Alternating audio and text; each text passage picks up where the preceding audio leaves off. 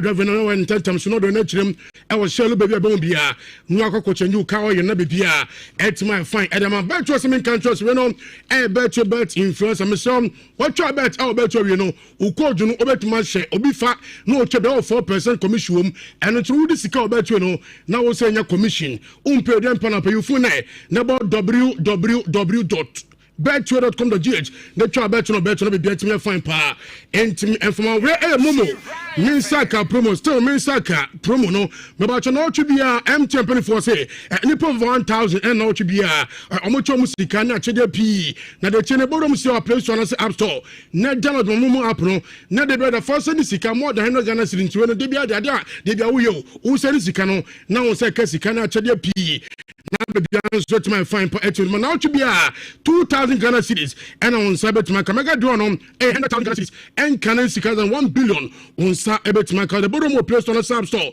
na download momo app no na be bia entimi kama entimi informal say da manugu so make no drive na ultimate ka yen tantam so na phone ni timo shalu be honum na ko change ka no on sa entimi ka 10 free ka checks a ye chene bi no a chede p DCP na be bia entimi fine pa entimi formal an apartment kana be to kwan na awemshan na be fana mafra kan ho ana so na buso na commissioner Emirates economic class no esan say planning sergeant abofra no on so wa gidi p esan say on kodan channel so no ma oti planning sergeant no bo na ni akoma toy so be dia agro edwono be di na dadu nyina me patcho mpirifo fo nyina wo ka ene tuno to kwan na mafra kan ho de amane Emirates economic class no bodom si a awo emirates.com na buku flight no na be bia ntim fine pa ntim from bamo na se na betting site obi aja tum no betano na betano enforcement council so you funi see a number www.betano.com.gh bodom si a na kwa pre-registration we are fema onya na sana chance sika pudo 1 million Ghana cedis ya channel onso nsa ebetima account channel apartment ka no wodi fi 18 years kwa yan tantam so na you phone no number www.betano.com.gh na be bia ntim fine pa ntim for tantam so yen shen some na say enfa fi the senior soccer team the Black Stars of Ghana nyame admo china ye gina kono ye South Korea anopa duba ko 11 am na be bia nso hyeso kama na onu say last game my boy in Japan ebo 2 ne na yakọ South Korea no 2 players abranta for mo Salisu ona fa abranta for Jantuah Barima na amonka team no eno na ewuro mo South Korea na ye ne esem twani Bismarck onsu bempa ayala ye ne opani airtrain command ebuson edenti ena sa 2 players ni entimi anjone e wo South Korea na fa abranta for Francis Abu se ne plan no sen ena akwakoduro Blasters ebedu Korea no 2 players ana o makatimi no ho e Japan Mohamed Salisu ene Jantuah Barima entimi ankatimi no ho amma according to the communications director of the Blasters no Mr. Henry Asantuchum was 2 players no injury situation enonti ena o entimi ankatimi no alpha amba South Korea some bekaya even in the game against Japan no Mohamed Salisu entimi ambo 1 minute cry because na all complaining say or injury be a one who Semenyo so enya knock in that game and also so entimi amanan travel alpha and South Korea. The best part is so and say ya brand TFN Francis Abu etimi go through successful surgery at the Toyota Memorial Hospital at Japan Hanum. Abante was scheduled say obekwa akoye ni surgery no on Saturday and nyamiadum wasi aye ni surgery kama according to Dr. Pambo no surgery no lasted for 5 hours. Na surgery no man anticipate saying can last for 90 minutes but because my brand no ni dompu no almost more day into now drill ane ade na so many anto basienti surgery no lasted for 5 good hours. And no Bismarck Osubempa Ayala all the way from South Korea and I watching the canal you feel money for the World Cup playoffs no Africa then in a final game between Nigeria and of DR Congo. Nigeria did a ball first good DR Congo no take no ne room extra time na so 1-1 the room and a room of penalties so called that now penalties no and DR Congo SL4 Emma Nigeria Eshe miensa nego te feed no ebana DR Congo enso so enya qualification no e obi man so Morocco.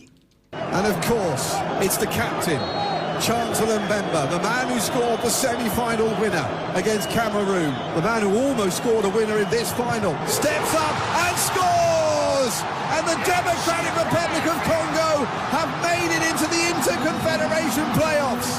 They take this 4-3 in the penalty shootout, and a team that has never made it to the World Cup under their current name are Na Nigeria coach opener your friend Eric Chelle. Na Eric say na penalties no unsa after game no wa hwe game no bibia no after game na say opening no onyantokokro be ko na busan na den oso won na Congo for no on no mo ye juju penalties no mo ye juju ntokona from coach no. During all the penalty session, a guy of Congo did some voodoo every time. So this is why I was a little nervous after him. Yeah. What did you see? Yeah, something like that, you know, with the I don't know if it's water or something like that. We want to move Nigeria. Now, 6 countries in a nation with qualification, and so far, no 3 countries and are qualified: DR Congo, Bolivia, and New Caledonia. Yes, Mr. Bako, and so better my qualifying me beyond so at me. I find Elnum. Jeffrey and my Ghana Premier League, no match week 10. Nano Saturday, and if you're so blessed and Shebi also focus on Shebi. All blessed coach, I open for Ahmed Fati. Or sing Nano Saturday na omo show me 3 match 1 points no omo nsa ebetima kan nemum amfa. Actually, we come today to get the 3 points. We fight enough to take it, and you see how many ball in the bar, how many chances we lose. I'm not saying they're not playing, but they are good team. I know coach Edman Shodo Oblast Ahmed Fati and out the kind of coach Edman Sofok. I open for the Didi or the anymore no chances no say no omo SNO. We still will win matches. I have that conviction that we'll win matches. We just need to improve on our decision making. In today's game, if we had made some better decisions in some key moments of the game, in some decisive moment of the game, the results would have been different again. So I believe that when we continuously play with courage, that is very key in the sessions that we have, is playing with courage, exhibiting our identity still in our position. I know coach Edman Sofok Didi Ramani and I will tell the kind of games no Bechem United Asia 2, Summertex and Tamante Blekum Chelsea 2, Nation Service 1, Baby Go Stars 1, Carlo United and Nail, Dream Service 1, Hall United and Nail, 11 Wonders 1, Mediama Sporting Club 2, coach Edema Mediama Ayopen for Ibrahim Tanko, or Sina GP say Enuano, that 3 match 1 points almost on sa 80 Ekaye. And especially in the first half, and we lose a lot of simple ball. The energy was not so up to the standard, and we make a lot of mistakes. That's why, I mean, we find it very difficult to play on our own game. But I think in the second half, the most important thing is the 3 points, and we get it. I know coach Armand Diama Ibrahim Tanko and Woten and Kano Heart of Lions Etnefeshe 2, Young Apostles Ntimiante by Sakoli Stars, Asia 2, Vision FC, and Switch 2, Asantiko Quaterna Fisher Bako. John FC and so 8 Misha Bakuna coach Erma Kotoko. Ayo opinion for Kaim to say anyway results no satisfied cry. You could say Kaim Zito. I'm not satisfied, but I can't blame anybody because when you look at our game, our 3 games previously, you will see a lot of change in this game. Why? Because of injuries. You understand me? So it was like we were even. When you look at us in the field, we couldn't put 1-2 together. So I have to do an early tactical change to bring in Baba so that we stabilize. So if I tell her I'm okay, I'm not okay because on our way of winning or trying to. I know coach Edema Kotoko came to an alternate Canatene, Edema John FC, a opinion for the Choba. I risk was on the Befanisa Dono, a Yamanapa. Mr. Coach, 1 point for you. Are you satisfied with the result? Yes, for me, congratulations from the player about his respect our plan tactic from the first minute to 90 minutes. I tell you before the game, the Kotoko have. I know coach Edma Ejona FC Choba Aresika and I will tell you after match they turn say and a table is here. Media Medican 21 points out of Lions. Etosumi 21 points. Ejona FC KuroYiMuNsem 20 points. Baby Go Stars and 19. Hearts of Folk and Num 17 points. Asante Kodoko in 16 points, almost 2 more games about Samatas Etoso and so 16 points. Young Apostles on 14, Vision FC and Kuro 13 points. Carolina United do more 13 points. Dreams FC do back 11 points. Blekum Chelsea do Mienu 11 points. Hall United do Miensa 10 points. Nations FC do 9 10 points. Bechem United do 9 points. All Blacks do 8 points. Pasakoli Stars do so 6 points. And 11 wonders. Echo do a chair on also 2 points. And some of those who pay Nemo Emmanuel and Shirley Fenosia 9:30. I will be called the Fina Sekuya. Na yet insura powers when you the Casipano and so at me at the Banner Pamede. And Jonathan is here but from Sokoban Fatselum so. Nanagan Toroko Twaso. Normally KuroYiMuNsem at me at the Abramo.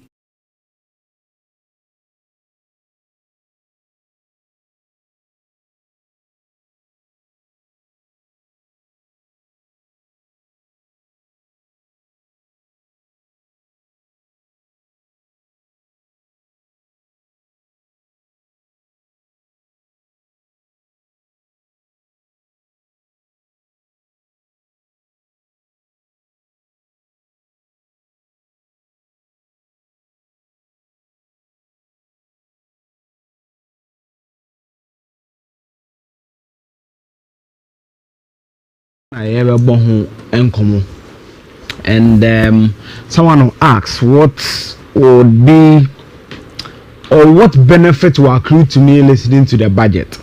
And there were certain observations among the key ones, especially in Ashanti region, what we should expect. And it's there are few ones I'm say me was a budget in the doors on your minister and kind of abridged version. Full budget and in the coming days, certainly we will be going through some of these things. It's a bit of analysis, kaka. Some economic jargon, some of them. I'll try as much as possible to bring it home. So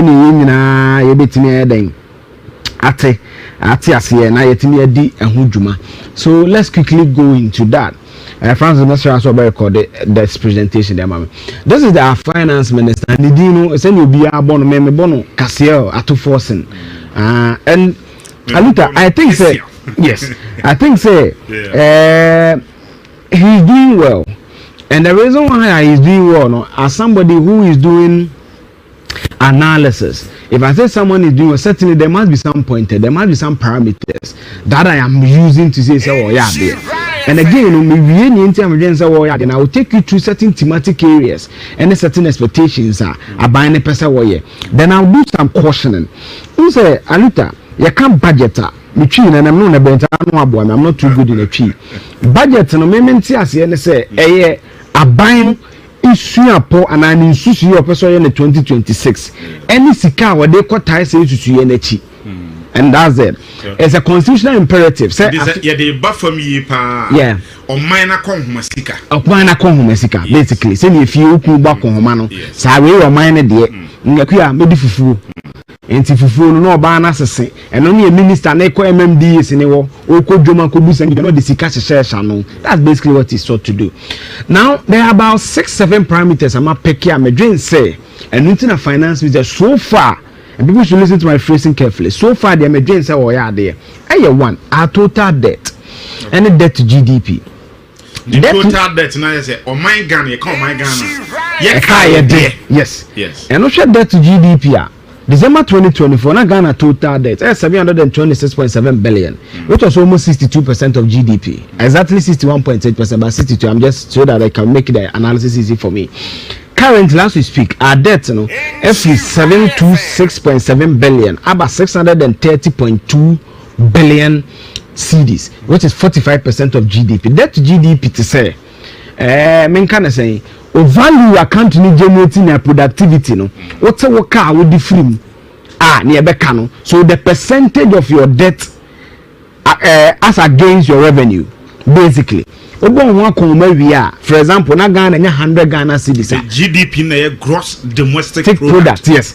Or debt to GDP is 62%. And I say, if you go 100 Ghana cedis, only 62 cedis ne ko tuyaka. Say Munamiadom Etinia be do 45 Ghana cedis. Now I say, why are there?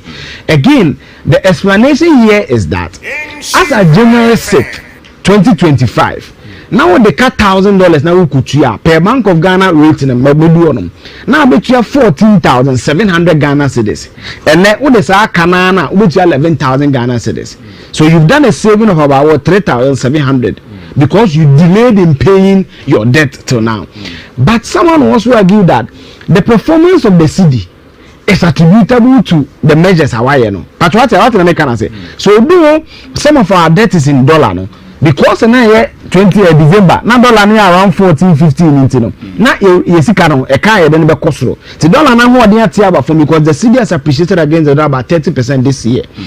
It's a chance say your debt no so dey e so be hwan but what you say. So that is also one measure against our debt to GDP from about 62% of debt to GDP to 45% is good. Then second measure amendation, ABB a friend international reserve. Tazam for savings account. On money a reserve will be a daho in foreign currencies in gold in ABB and MPP can according to the Bank of Ghana baby send 3 months. That is wrong. According to Bank of Ghana own statements and my TV is blare. No more corner na Ghana your gross international reserve na $8.96 billion. Now about 4 months of import cover. So that is what they inherited. As we speak, so this is the documented evidence of it. 2024 say the country at the end of 2024 recorded $8.98 billion in gross international reserve, covering 4 months of import cover. So our gross international reserve is expected to my savings account be a daho. Now import cover near it is a Ghana $1 bill. Yankoton gold, yankoton cocoa near $1 bill. Was the care way betting their crania, my boy and hobra. So time no now 4 months and as international reserve you be mine. Arita, okay. Now as we speak, this is the current status. From 8.98 billion to 12 billion. And our import cover is now 5 to 6 months. Okay, Eugene Ahano, tell me, the current mine photo some for 1 year. Against we. It's the gold board. It's the gold board. Me catch us there's a document to be. My fan come a presentation. 2015, Park was saying Mr. Atako India. On India Prime Minister Nebon Commandos. Oh, yeah, Damasagani to gold is now the deal. Oh, damn, Mr. Atako Kings. Mr. Ataka 1 cedi. India Prime Minister said there be a book my top 4 Ghana cedis. It's a free be on tar UNTCAD on the Bank of Ghana BOJ report with 2016. And when you don't say between 2013 and 2016, Ghana lose in excess of 6 billion in gold returns. So say PMM the only company is yes are there.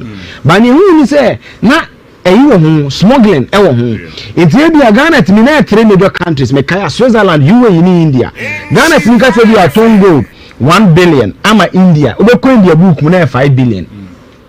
That is why the gold board came in. So it's no more a certain bit of power to arrest people who are smuggling and all that. So the gold board has also brought our reserves. And again, gold for oil program, no. Gold nana Banyam starting no more taught the gold reserves. No? The Bank of Ghana has even admitted it. So it's not a make manufacture. They've admitted that there was a gold buying process and on board so because government is a continuum. So then they couldn't have met a reserve, and this is not me saying this is a Bank of Ghana data of nearly 9 billion. On no buy any in 10 months and or pay them 12 billion. And a free 4 months of import cover or mine and $1 biakra my country never see a can my boy and hobra or 4 months. You will see that way bit me and I raise a bit with the basic bank. Putupubiaba. Obia to Tunapu. Yes. You will see car was 90. Yes. You bet mine. Yes. You bet me the DD. Yes. Near pay a crew as yes. It's from 4 months, I could do 5 to 6 months. So again, second, this is a good thing. To my mom, GDP, mama gross international reserve, mama import cover. Now let's go on. This is another thing I mean down. I don't know how to do it. Hey, if we beat the monetary policy in simple terms and a policy rate, the policy rate rather in simple terms interest rate. I buy away free soon. Yeah, sure there. Asset. We remember the January crowd. Monetary policy no. 27-28%. As we speak, 21%. What is the advantage? The advantage is oh koje besia. Say na nye de besia na ma interest na that so koje 100 Ghana cedis ah. Now we are about 127 Ghana cedis, right? And ne abedu 21%. That is the interest. It's about 121 Ghana cedis. At least 6% be there. Every show. And Yamfa we say Eugene sa rate we no na Bank of Ghana na Central Bank no yes. They the commercial banks. And the commercial banks. Banks ni nya yes. No more they individuals. Yes. Businessmen like yes. that. No more so the omo dey it's enough. Brilliant. It's enough. A Bank of Ghana 27%. You get at a commercial bank roughly around 28-29%. It's an 21. You also get it around 22-23%. Yeah. So it still tells you say sika sanya ya de besia mano apart from and it's a good measure. Yes. So I'll give you about 4 parameters, meaning that the next kwaje besia kwa kwa ye wadwuma and also aba form. Because of time, let me skip. On the 6th of January, they bet me as well in His Excellency John Dramani Mahama no. Not dollar they become 17, meaning the blue source free. Every time we could see 17 the about minimum. But when MPP was handing over officially the exchange rate at Bank of Ghana posted on Monday, January 6, 2025, no, now 14 Ghana cedis, 74 pesos to the dollar. Fact. Me manufacture we are no pay them on Facebook page go so down. As we speak, Bank of Ghana na Saturday 15th, and new rate on the ban 10.96. And also say above from simple term yet say now kota bi obi US now here $2,000 and I have $10,000 betiasia now we have 14,700 Ghana cedis and then sa the krona o kota we 11,000 cedis alita ena papa yes it's good so on the currency too it's good if they say yeah GDP yeah policy rate which is also the interest rate yeah gross international reserve yeah import cover and yeah currency nankasa another thing I'm saying person me demand inflation. Because my catch say inflation is how fast or how slow the prices of goods and services are. December 2024. There is no December 2024 and I can't use January for the MPP. I can only use December. Because my fees to December 26, inflation 15.6%. MPP fees no, inflation 23.8%. That's an undisputed figure. This is Ghana Statistical Service. This is there from your new inflation figures. So this is Ghana Statistical Service. Now, as we speak, this is our inflation. 8%. To my mom 6 parameters. So debt to GDP of 62% about 45%. The gross international reserve now about 9 billion. I could do 12 billion. The import cover now 4 months. I could do 5 to 6 months, right? My mom said interest rates now 27%. I do 21%. Dollar is what appreciated by almost 30%. It's inflation. Now you're saying now 23.8%, and I do single digits of 8%. The first time in about 4 years. Okay. So all these parameters tells you say the government has done something right. Now the last one they make fuel. Once a fuel, there were 2 pricing windows. The first and the 16th. It's a better for money, a better so largely make a boy as a son. A boy I want to be 10th, 12th, but largely you 2 pricing windows for fuel, the first and the 16th of every month. Osha, 2nd January, meaning that the first pricing window is January. And some MPP be free soon. Now go, say me 12 free, odium mete. Kokobin into a menana meto go, didn't mean go and come into town. Now 14 cedis, 99%. I find 15 cedis just to make the argument simple. Where your petrol is super, super 15, and then as we speak, a 12.5. It's a liter in simple term, 40 liters. It is 40 liters. That's our time, no. So now you're saying 14.99. It is a 40 times 14.99. So that time I to fuel. Let me try 599 Ghana cedis. I'm 600 Ghana cedis. And then the same 40 liters and I mean say a car no. Now say me to fuel. Meton is saying 12.5. Meton 500 Ghana cedis. I've saved 100 cedis. And no pay to add to near Okan, no pay me by me kotofu, me to 500 cedis.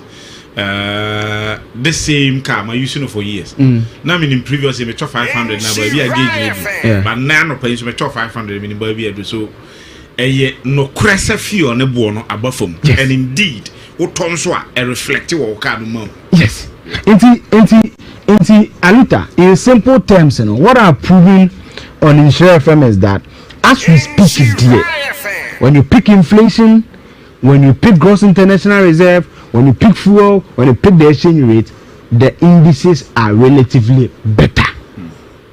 These are facts. But let's go into the budget proper and do some analysis. Credit to Alfred, me, Madam for I don't know your map chat in your media, so I don't owe the intellectual property to it. Now your budget, your chance a bunch of about 600 and a technical kaka. Or raise about $268 billion. But in your year bedi I 302 billion. I want to choose a BB. In share from poor demand 2,000. By the care what a month nobody 2005. Problem be now of the 268 billion yes you be reason. You the 90.8 billion between buying workers car. Your friend the salaries and compensation. Yeah, capital expenditure from the capacity, no, and only a 57 billion. Under the 57 billion, you the 30 billion be ya coin. Meba coin so. Again, your friend will be interest payment.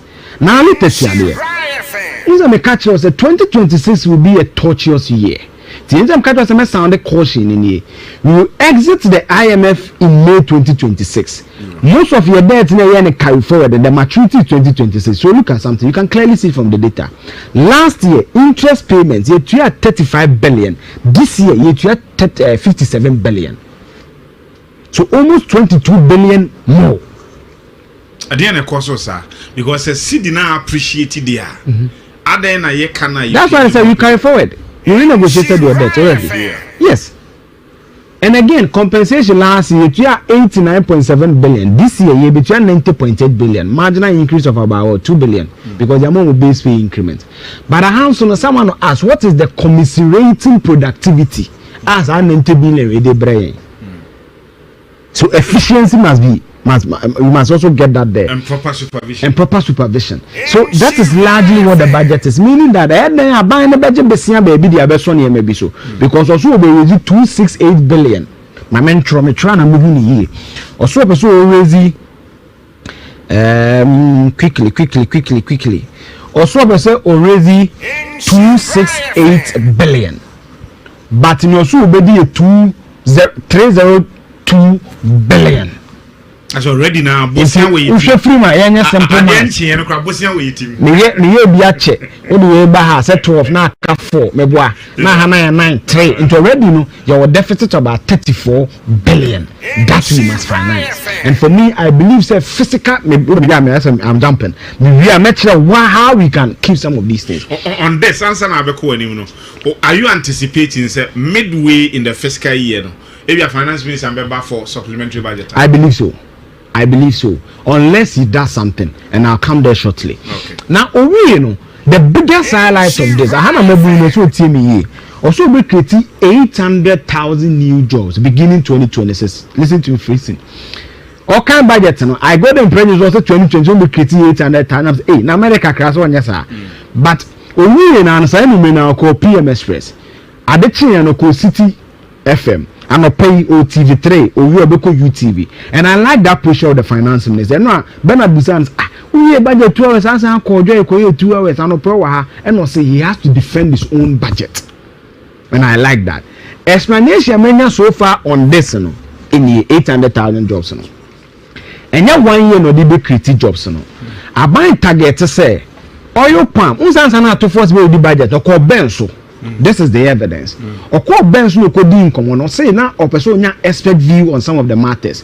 You could say oil palm ya dear Ghana and target. So a binary target oil palms will be dear 100,000 hectares of oil palm. Who's a Malaysia? You see, say countries produce oil palm the top 3 countries, Indonesia, Malaysia, Thailand. When you go to Southern America, the leading country is Colombia. When it comes to Africa, the leading country is Nigeria. Now, the 100,000 hectares, Oko Southeastern Asia, which is Indonesia, Malaysia, most nipa 3 and a year Jumawo 1 hectare. Palm oil needs to do 5 years and a year. So certainly the job cannot be created in 1 year. But because there will be heavy mechanization of these farms, only use an average of 2.5 people per hectare. Into a Hanon Kwano estimate, this will be employing about 250,000. Aluta, is it clear? But me check here, 1 hectare of land is equivalent to 2.5 acres. So meaning that they are trying to cultivate 240,000 acres of palm oil. I look at what personally, it is good. Ghana, you can't agrarian economy. When it comes to climate, we have what it takes to grow. A ban sasia, you walk in Sasano. Recently, now I'm to a farm place. Several kilometers I was driving, and you see grass. Yeah. We have that climatological condition again. Obi a wati ma tell nze mi fra chimesum. A chimesum e fa kwa bibrim. Ubi kwaya na afre nyinam ufi Accra be kuma so abi nyinam abunza signboard so atwa ni GOPDC. Aluta time e cocaine enti no me nya time ka metro ni nyinam. You can google GOPDC a Ghana Oil Palm Development Corporation. Omikrum kwaye. Na me na nate ase no ye the board chairman of GOPDC tibinim GOPDC. E ya be no mo ye. Me ma and if you are chimney, you are going to go baby. omo ya oil na etimi de ye stew ni bibia no. So I've seen some before. No ma me adwuma I've seen what they can do. It is possible. The only issue here and how the major analysis kakra is the commitment. When you do strategic management, they will tell you that if you want a policy to succeed, right, you need deliberateness. Esa wo sheda. Ghana be oko benso ase edua be yeye. Isi wiji edua be yeye. Ashanti wiji edua be yeye. Ti ade na ban so be die yeye. It is possible. The only thing is that we must be committed. 100,000 hectares no by now be a week kura ye wie. Ejaso ye dia. And again, okay, be manage your call PMS person. Or say what they are going to do is say, well, if you are interested, you come with an equity of 30%. Assassin is free. It will be a case be a cultivate 10 hectares, which is equivalent to about 24 acres. Assassin, which me can say free, sir. No, the government. So the government will acquire the land. Okay. Then the government will lease the land to the private investor. You share see a car in that period. Now all the 30% beba. Now buying it through Ghana Development Bank (GDB). I'm on 70% loan. The into account I say so okoje loan or banker. I bet 5 years and some the maturity. Interest very accrue. So they'll give you that soft loan 70% from the Ghana Development Bank. Then you bring 30%. And for me, I don't see how we can do this. Now me show Indonesia example. Indonesia directly and indirectly employs about 14 to 16.5 million people directly through the value chain and they contribute about 6% of their GDP. Yeah, Ghana population, a very youthful population. Exactly. Is the Ghanaian Gen Z properly so called? Why ready to go into palm production? The government can make them can make it attractive for them. You see, as a taste, my basso. Need perfume rice no. Oh, you know perfume rice. And you dey man we be a didn't be am black chocolate. You ni be. Brown ni edi. Nti be ni yetimi ni black no.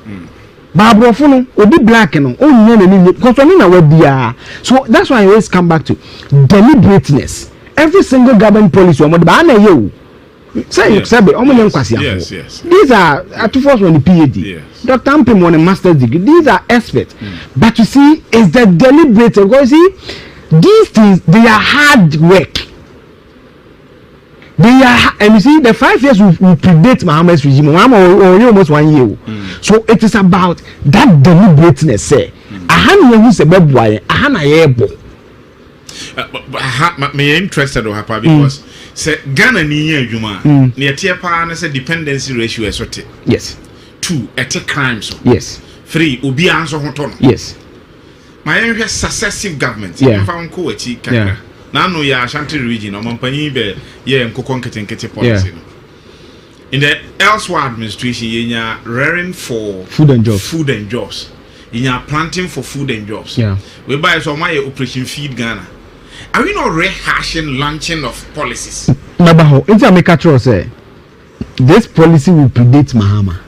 The point I was driving to is that you need the buy-in of the opposition. Okay. It's 5 years. I mean, you have been in 3 years. Yeah. It's 5 years. O kan ba ne ntia ma ye di obi oni me bia from Suyanim say ye kan ba me father wa me fu pa. Yes. So 250 ni better free him. The next bit also they create 30,000 jobs no. A true padi on be Dakar Kumasi Expressway. Okay. This is the video evidence of it. What is it basically? The current Accra Kumasi highway, Merasha Mufenchamaluta time no dos. 250 kilometers averagely. Yeah. There are 4 bypasses. Ombo Buswaya 4 bypasses no. But Omo create a new expressway and only a 197.9 kilometers, meaning that it reduces the current Accra Kumasi travel time by 50 kilometers. Meaning you can do Accra Kumasi roughly 2 hours, 2 hours 30 minutes.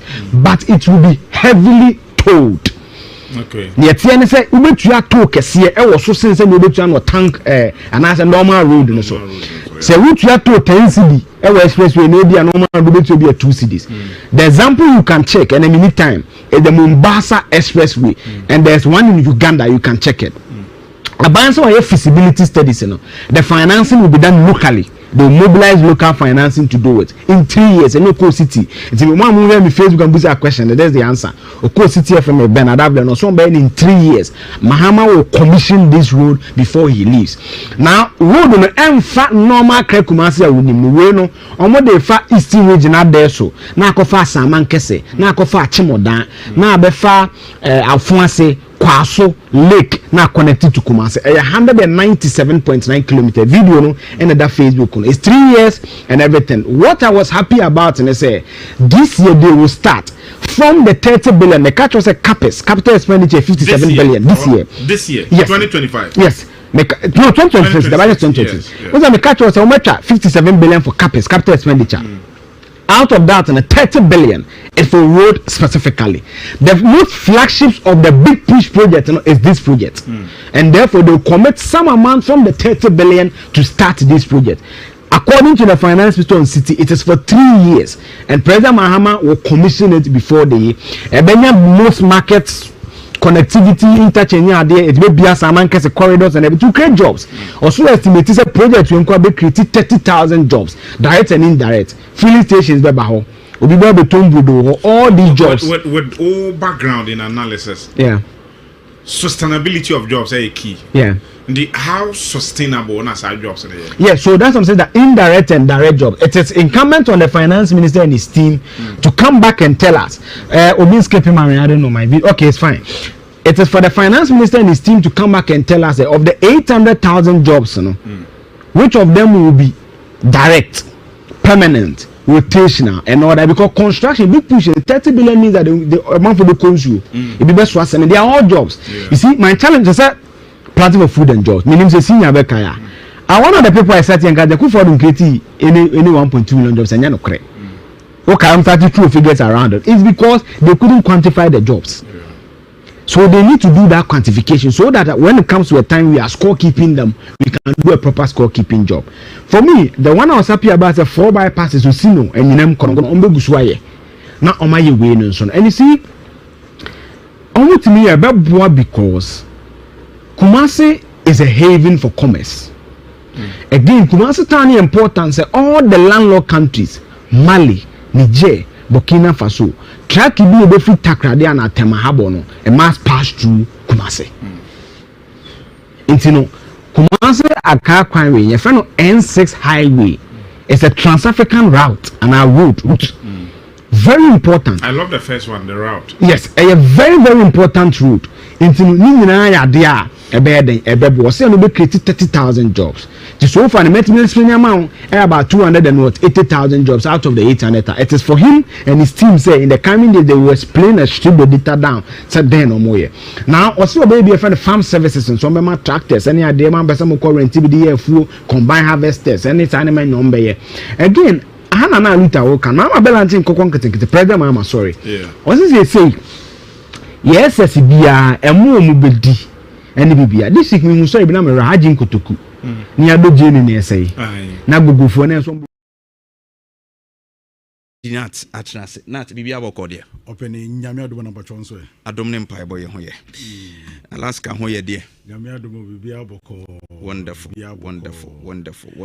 na no pay right o say yemfase da kase ma tiefo ene ahwefo baby biara obia tie nka ena no pay so take care so wo fie maybe die bia wo die bia no Alaska Star Enterprise ena no pay ye ne wo kasa na de ye kenyina ye say in fie bebre ya Alaska Star Enterprise ye bai obi biara wawura ye shop ababeto adie biara no anopay ade ne se ne ketwa se den kura no migina me director nen anemu ede aseda PC ede ma obi biara se all this while monya ye mugidie se ope baby a obeto nneoma ye di siesie dem ama eho aya akono mude se gidie no ahye mu a all this years moto ade ho no aseda na aseda na enkamo ena no pen so ye oha biem se ye be kai mo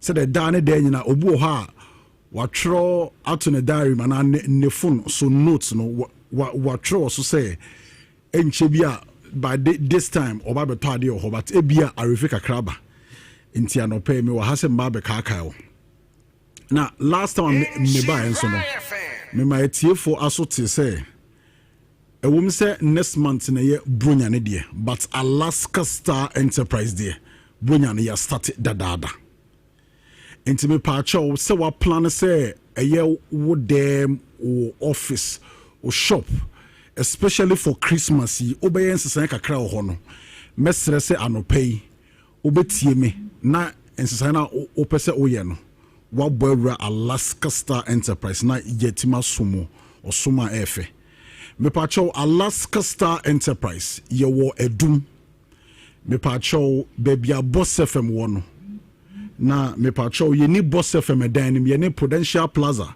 ena ye opposite me pacho bebia tech ena so bolo for omo station wono ugina ho na opagya wonya obunso first floor Alaska Star Enterprise ye signboard ne boho fefefe me pacho so pese o friend so ye numbers ne ye 0256 33 0075 0256 33 0075 ana 0200 28 10 80 0200 28 10 80 me pacho said me kan say Alaska Star Enterprise me pacho Christmas no ya shasi ewum say next month na ye den December enti me pacho adie biara wo hwehwe animu die asiesie wo dem o office o shop baby bia no me pacho anopei mesre say wo de wani be kire Alaska Star Enterprise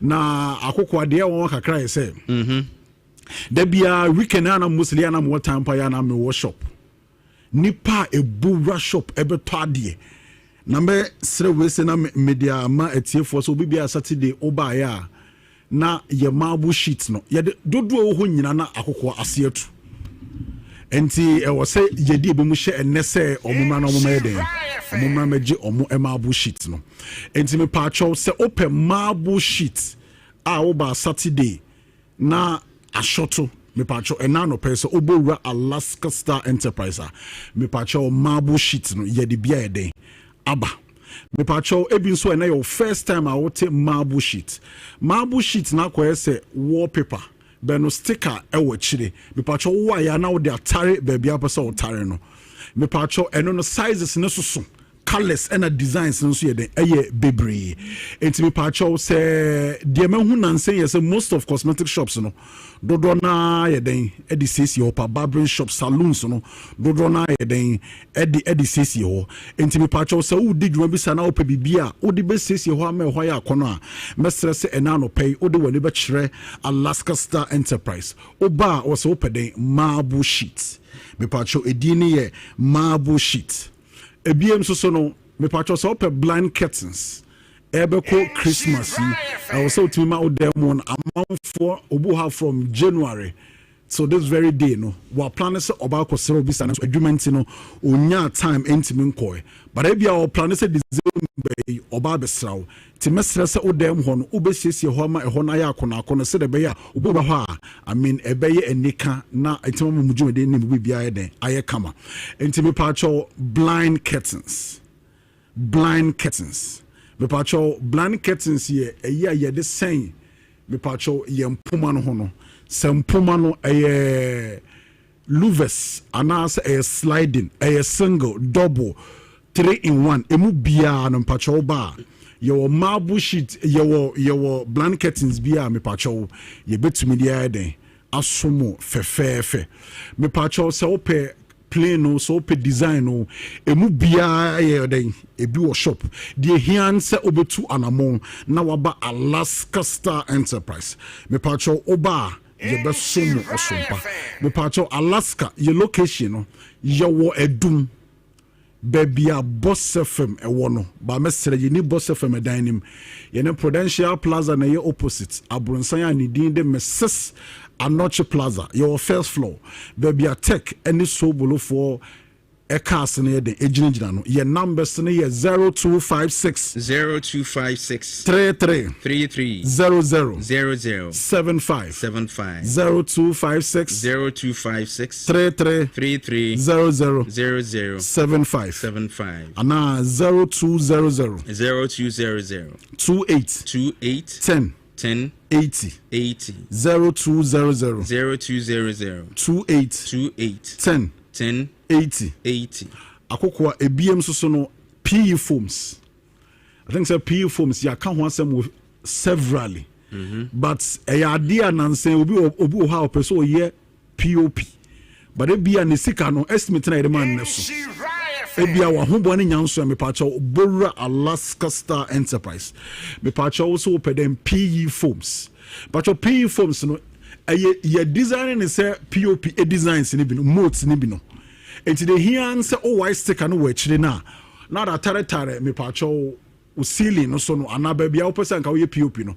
Obi bo wo ha na adwene ba ne say den POP na why den why no. Abiem so me pacha so pe wallpapers dey said they don't know him say ye na ye di kan de biba krom ha abrana ne bo ye ma ne bo ne ye fofofo it still na ne ye oden ye wallpapers akono a me pacha oba ye benya bi ama content creators aseda nkamo omo mutwa videos edeko Facebook edeko TikTok edeko baby bia no ye do ma se omanya ye mugide se da ne da nyina no omo Bora Alaska Star Enterprise ebeje ring lights minti me pacho say we emerging content creator now person of videos no the likes any comments said ebeko ya ma wa me pacho bra Alaska Star Enterprise ye wo ring lights fefe se keto say medium say large one o mu bia no pacho Bora Alaska Star Enterprise ye benya bi nso amon ebiem so no me pacho o bedroom hono me pacho ya na eho na koye baby a nipa kakra bi na de ewra ho ntia na ye take things for granted but anopa me busa se o bedroom hono eho te sei me pacho ompa no so eho te sei me pacho bed sheet na eseso no obo okra obebora ne bedroom on bed sheet no kra atete kra but I say akoye something private na enheda enhanesa anopa me pacho bra na beje bed spread and a bed sheet ni be wone Alaska Star Enterprise me pacho so pe duvet so ye duvet a emu odua o de kata ho a pacho ebe ma show ana ho atma den aye o hyehyehye ebiem so no bedroom ho na no your bedside lamps pacho sizes bia na ye beden ye benya bi idea den ama ne kra no me pacho sofa covers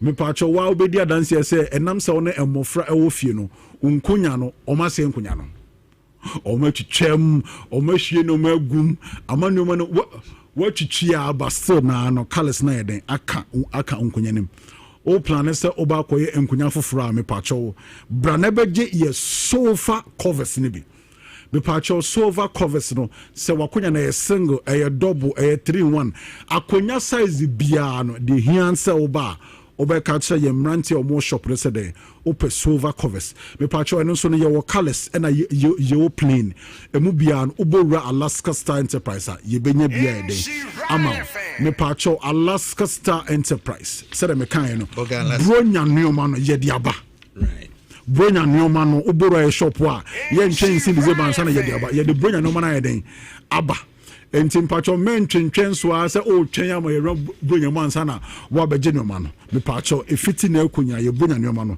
ye de aba me pacho Alaska Star Enterprise ye chiri kwan ye wadum baby a boss FM wono ye ni boss FM edanim baby a mpacho ye ne Prudential Plaza na ye opposite abronsa na di inde Mrs. Anoche Plaza ye first floor baby a tech any so bolo for ed cars ni jejina no opeja wani a obunsa den ye signboard no den ebo ho ye numbers ni ye 0256 33 00 75 0256 33 00 75 ana 0200 28 10 80 0200 28 10 80 anopo onyankopon nhyira nyina Onsha 104.5 we KuroYiMuNsem na gusu awuti Alaska Star Enterprise eda CP mamemfa happy belated birthday shronko enkoma Elizabeth Cole Mensa Elizabeth Cole Mensa HR Ewo Secretary Central District Head Directory to happy belated birthday to you Nyaminsha wawoda no so na onye okese pa nkoso ama emfia ka wanimu no emfa nkoso shronko emfa emro enjoy the rest of the days we see so besa celebrate another milestone nyami insha na onye okese pa enche Dr. Samuel Jantuah Barima na ene ade say His Excellency John Dramani Mahama swear in the newly approved Chief Justice Paul Bafo Bonnie enti ene ere ni mu say that swearing ebeba so kwanso nkoso kra enti ene na the new Chief Justice unim say oko vetting na ya approve no nti ene yehwe ni mu say obetumi aso ene na bibia atumi akoye na afi wahye ni dwumadi asekra officially na bibia akoso as of now there or you acting and approved but yeso ene inwia na afi by Chief Justice and Kasan nti by close of day na mampeni aso ene in na Ghana Catholic Bishops omo conference unim say omo akasa say galamsey hu nsem abribi omo ta akasa na omo kire say mampeni declare state of emergency say de ade na ekono enya de ebeboa when declare emoa kra nti omo so say raise calls on declaration of state of emergency and hu nsem ene namu budget mu nsem a yeteteye no na era to forcing ede nsem de bi so bobo so a na wakasa akwan ahodo e the big push ni of course Kumasi to Accra Express Road no ya dear say wonu bedi hu djuma pa na o chese 3 years and o mo be complete ti wonu mo be hyase no wadi hu djuma na ahwe kwan na efe papa o Facebook said ye da ho na 6 lanes na esi ye ko ne ye basa ti don hwere be num ne 9 no ayedie no we die nchakra just o namu ananze ko te eno ho nsem so enamu a ye hwe animu say within 3 years wakano at the end of the 3rd year no you betumi ehu se kwan no ye wie from now to 3 years ehu nsensem nyina ebubomu na over the weekend amanyosem enkita hudie no clash BC Dr. George Domfe and Professor Ranford Jampu ne hu nsensem no abe buburuja amanyosem ayeye enimu kika na ohwese de no mutoma na ma na omo ho a na aniwu senkrofo a wono masua de akwa animu sa de we besi ba details ni nyina no ade se dwumadi animu no obetini nyina entwa ho ni dwamra ye ba de suma amobro na mama koto dabi free SHS social numbers na SHS student ayewo roughly almost 600,000 I na two batches. Yes. School na back averagely, when man say 600, man so be 220. Till 400 you school at a given time. I looked at him here. We share for school fee na nkra na mom 1 hot meal a day na. Omya by $1 million. Basic school. It's averagely your nkra a day be o man you mbediti. Almost 1.4 million. Then I see a dua GN name toast e broso. It doesn't make sense. It was say, I could find my order in 2019 Google. I remember. Like I come back to now what can about what? The commitment. Yes. It will say headmaster, Ministry of Education, buffer stock.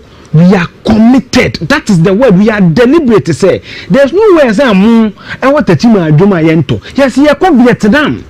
And you see, it all come back to the procurement economy we run. So the 1 minute, so I can say it's about time. Is say you decentralize your money because what quarter say Sunyana West I me free. Yeah. Now call Domasi Omudo Brew or yes. nti di enti na say Odumase secondary school or mo twan say e was a roofing kind na eba Oko akomandan tomatoes na bia bedu kan na approve yes na yete ho atwan say obi dey tin tomatoes free China whatever India or financier your man procurement contract in the tomatoes na 150 you see aluta here when we are discussing economy I had to be because the structure rigidity is here. We can do that analysis by common sense. The economic paralysis we are in, it's largely a common sense problem. No, just say, they say you be to be every year. And you say government is the goods and services 13 billion. Yes. Alita, in the buying committee, even 70% of 30 billion, almost 13 billion, almost 10 billion in Ghana economy. See, a locally made that. Only a share sanitary pad. And no probe. One of the questions I mean, no bisa wom. Deobi, me a sanitary pad initiative. Na me come class no. What the local materials as sanitary pad that means only 1 year. Am a US government afano. Yale de na ko US de na ko Kenya to teach people. Me kind I tech for in those days. On the plantain be. On the plantain be yes, I did. Anita, what fast I gave ya? Why you Ghana ni? Profit will be nebiano. E Ghana. Give one and carry one and carry man you. So you even lift the local community of Nkawie to a certain level. That is what we must do. And increase money in circulation. Sika wo man no koso. But on men's answer one economics one common sense. Again, abansan say because of time. Was about fast or gladness e duane ebusu aye sene ade to onem no munkoto. Omun yan counties can no munkoto no sa. Again, abansan say VAT. Now VAT 21.9%. Abansa what so about 20%. It's good for business. First, now VAT unya 200,000 cedis say we declare VAT. Say we cancel no or they cost 750,000. So that businesses will have a bit of space, expand and employ people. This is a good thing. And we will have figure so it is largely for germinating businesses. Yes, germinating businesses. So it's good. Yes, multimedia they say man to cry ya broso. We and so and I'm a bit of issue. I'm out from team ye. You see, common sense be an eye can. Let me give you a typical example. Me too for Ukrum constituency. Me 4 years with K University and I'm at roughly 37 years, so I know the constituency. Yeah, one. Okay, some movie kind because say let's finish all the hospitals and water system name before we touch agenda 111 because they need dedicated source of fund. Can't say any acquire any ebeye largely procurement benefit. Shade. When say KNS teaching hospital no for Ukrum. So say KNS hospital for Ukrum. Between KNS hospital na Lord Kebu Odino, Ekoko me baby kusa jana, just about 9-10 kilometers. And what Kewram, we saw Kewram. Yeah, the bay $15.4 million ne could share Kokobindi and Kewran. And only a roughly 100 bed, we 800 bed. Aluta, commonsensically, where should we have channeled our energy?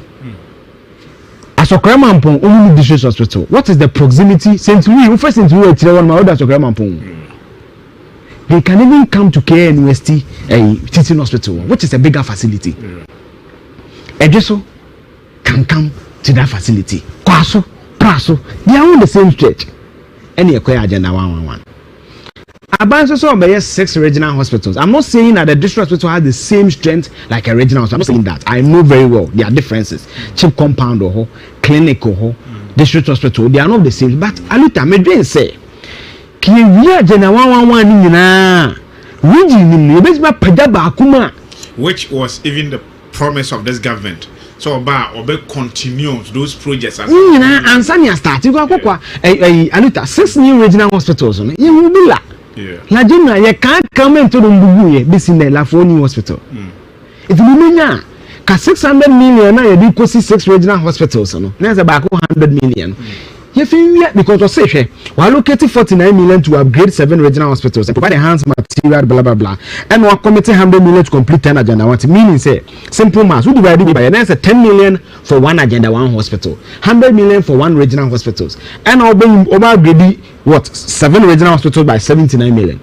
Alita, can the 100 million you can meaning that you can complete about 70 agenda 111. Yes. Simple math, or say to you, government has allocated 600 million to construct 3 new regional hospitals, 3 new, so 200 million actually. And and I weigh 100 million for 10. So 10 million per one. Why don't we add this? Yeah, see, we say we have region, maybe the original to maybe a Bakubia, we are Pejamuka Kama. Yeah. One fact that we can also get from here is 100 million, a bit me completed 10 agenda 111. It means that previous government and also your agenda 111 be over omudro manim kaka omudro kokobi go the for the twa Mr. Kofi sorry president for the twa so three of them okwa wasi with abako ho ashanti engineer two kokobi obi twa so na the signature one no trade obi twa so that trade na signature one so three it mean minyaya kayewi 111 you regional bi nima you be a wono facility bi a dia pagem kakra. For example, can you lead the team to get a paper on this? Oh, I can do it. Yes, I can do it. So, for example, so we presented. For example, in Kari area, we are for a military hospital, 500 bed. They don't need a regional hospital. Yeah. They don't need a regional hospital. Again, Ashanti region, you today, minimum maha. Severe also maybe na confirm not 500 bed. We say Severe supposed to be our Ashanti regional hospital, and then yawa go no. It's equivalent to a range hospital. Also maybe MPP are there. Try kind of na Severe Junction there was an issue. You kind of Wisconsin or I'm trust to go just for the they are not handing over. Again, you get it. We can learn lessons for the Krakuma say. We say you get then DBT, design, build, and transfer. We can do some of these financial models, and again. Kidney or Hanobia Basia, dialysis, heart issues, hypertension. By now, our committee 2.3 billion for NCDs, non-communicable diseases through the Mahama care. Again, I deal with so Maka Aluta. Yes, I'm between almost $1 billion for nursing and teacher training allowances. Let me do some common sense mass here. Me catch it say. Oh, I've proved it here before. 2016 GTech report. One of the things is that I don't do it in Windows. I'll give you my sources. If I pick this data, GTech, they announced the admission ratios of every tertiary institution. Mohammed Charles IDM 2015 enrollment increased. That tells you clearly, say people don't need motivation to go for teacher training or nursing training allowances, nursing training schools. There are 3 badges of nurses with a 2 badge certificate. So what do you have to motivate people to go to school and come and sit home? We are spending almost $1 billion. Let me give you an example. Many are looking at the school SHS. School University. Many more chairman, I buy some encourage student room, Mr. Tedman or a benchmark against the Senate. But the corner section, I buy some quarter be 500 Ghana cedis. Does it make sense? First, that's the first question. Think about it. Many women in the core SHS, you know here for. You man no be. Remember back University. Many purpose some encourage student room. Till me yeduma multimedia. Senate na meet you tiano. Near the atete kana medeno. Who do ko teacher training? Say am free money. Does it make sense? 2. 1 billion. And then the anchor say the 10% equal come budget of student loan specifically for nursing training allowances. Why will it be? Koje, also we are the senator then attitude. Yemfa 40% and complete hospitals in Mamu. Yemfa 50% and your financial clearance. Now, it will plow back. A simple economics. 50% in nature say your finance and eduma 1 or 2 senate taxes. 268 billion now by the generating senate revenue account. Okay, Nipano or Tejusu. You don't have to take hospital. I can't send it here from where I'm coming from. I said, tier 2 so come. Exactly. Or Tejusu and about K University Hospital. Obefaka, or indirect taxes. Obedu K Hospital, what of Vena bottle water, Obetia taxes. What of my name will be, what indirect taxes. So this person multiplying effect. So this person is viable. And to teach a nurse now with 4 million and they man kakranka krana oji ane wedi no. And it's when you do my dada, oh yes, it can bounce and they are not. That is what we must look at, and that is why I come back to the concluding part of my statement. Say, prudence in expenditure. Okay, this is our scorecard. They are called IMF 17 times. In our history, only 2 presidents pen and IMF. Kwame Nkrumah and IK Champon. Alutahe. The first time we acquired IMF, you overthrew Nkrumah 3 months for penny IMF. May 1960s is the first time we went there. So look at the history. Every single government in the 4th Republican dispensation has gone to IMF. MPP di ni ha nti we 16 twe 1 2 3 4 5 6 7 8 9 10 11 12 13 14 15 16 17 times including 2020 2021 yeah the extensions cry yeah no ka ho more than the 17 yeah it tells you say for concluding remarks on the budget whatever the IMF brings when they come to our house na the papa 2017-2019 Kufa recorded single digit inflation to the point of 7.1 your growth was better but Alita said jiguye okay baby jiguye can a frata do watch be in some no I didn't tell you no check out town white okay your tune so we can manage you can jiguye I am a be free May 2026 ako Alita no mo de ba ye bia yetimi aye de aye o man na aye de mama abas 8 indices am see anunti ato force ya ade no let's do it 2 Alita fiscal discipline. Yes, fiscal discipline. Sameji 100 cedis a. Me the way I see board, you say fiscal we because here kasika 170 no. So fiscal we ni FISCAL. Yes. But not the PH one. Yes. You see, the fiscal discipline you need, I look at 5 times multimedia. The journey of Facebook, a picture na. Yes. What is to the next come up? Oh, me say you can get part in 1 month in economy starting news dive here, eh? Alita had here. Me give 5 times multimedia. I can choose to order food. Yeah. Oh, delivery. Oh no, you multimedia. Ultra kwenima traffic light was 70, 80. But at the age I'm over 30. I need to ask myself, more baby da. More care be me koba. See from them I'm okay BBS if you are me be ako. Are you that here? So you put all of that on the table, then you make prudent decision, prudent and answer decision. Jinaya wusia adwin wom Alita na di susan so papa Munya ato forcing can cut a lot of things and so use the 268 billion no ko just supplementary bia meeting wo ye fro na mfaso ni so yezum president convoy yente so yempe STCB omo ye campaign on the bus na ko mu wi yempo mu STCB president na de ja number 1 gent one the vice omo convoy ministers obi entra bus mu okay no mu didachi omo bakre kumasi omo mfa kwan ni subi no mu se na yete. And you see the third bit for me Aluta is invest in productive sectors of the economy. Aluta yen koje besia bo nya bai ma koje besia o kwa hia mini GBP ye kwese royal senchi ma je 5,000. Yes, I'm wrapping up me nya prompting there be ba sa me je 5,000 ne say asase bi abeda do nyina.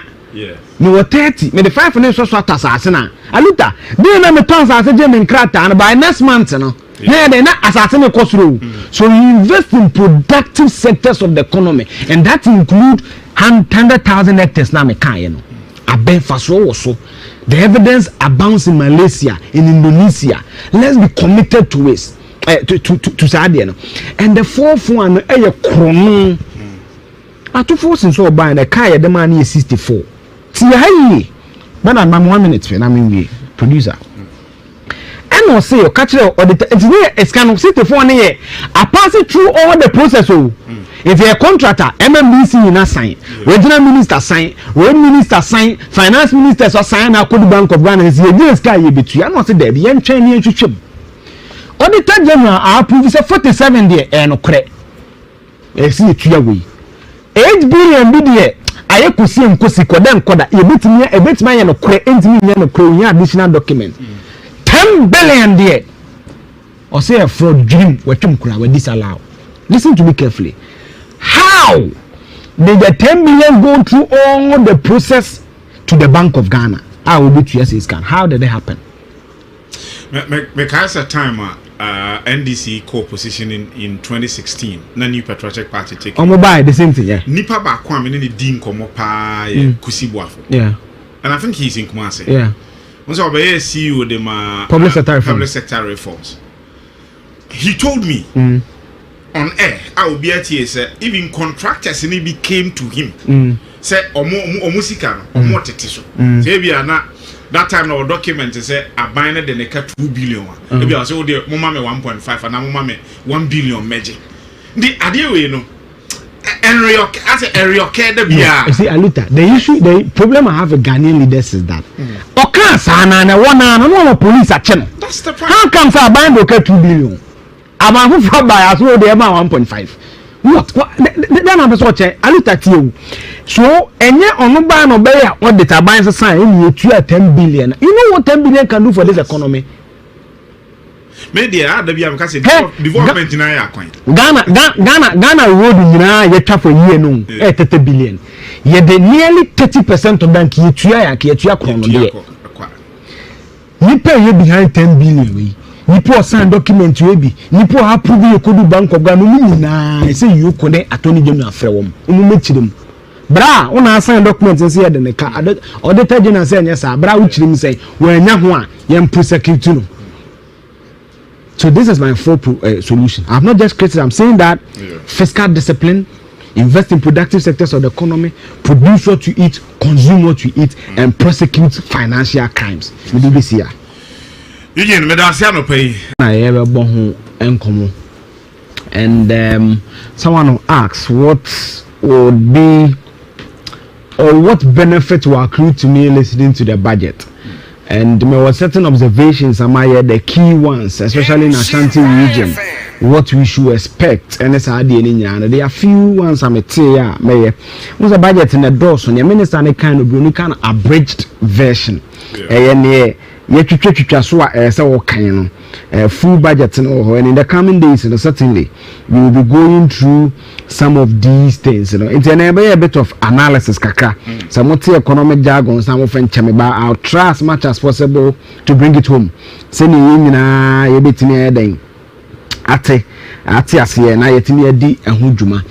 let's quickly go into that. Francis Messer also recorded this presentation there, mama. This is our finance minister, and you know, send you be a bono, me bono, Cassiel, Atu Forsen.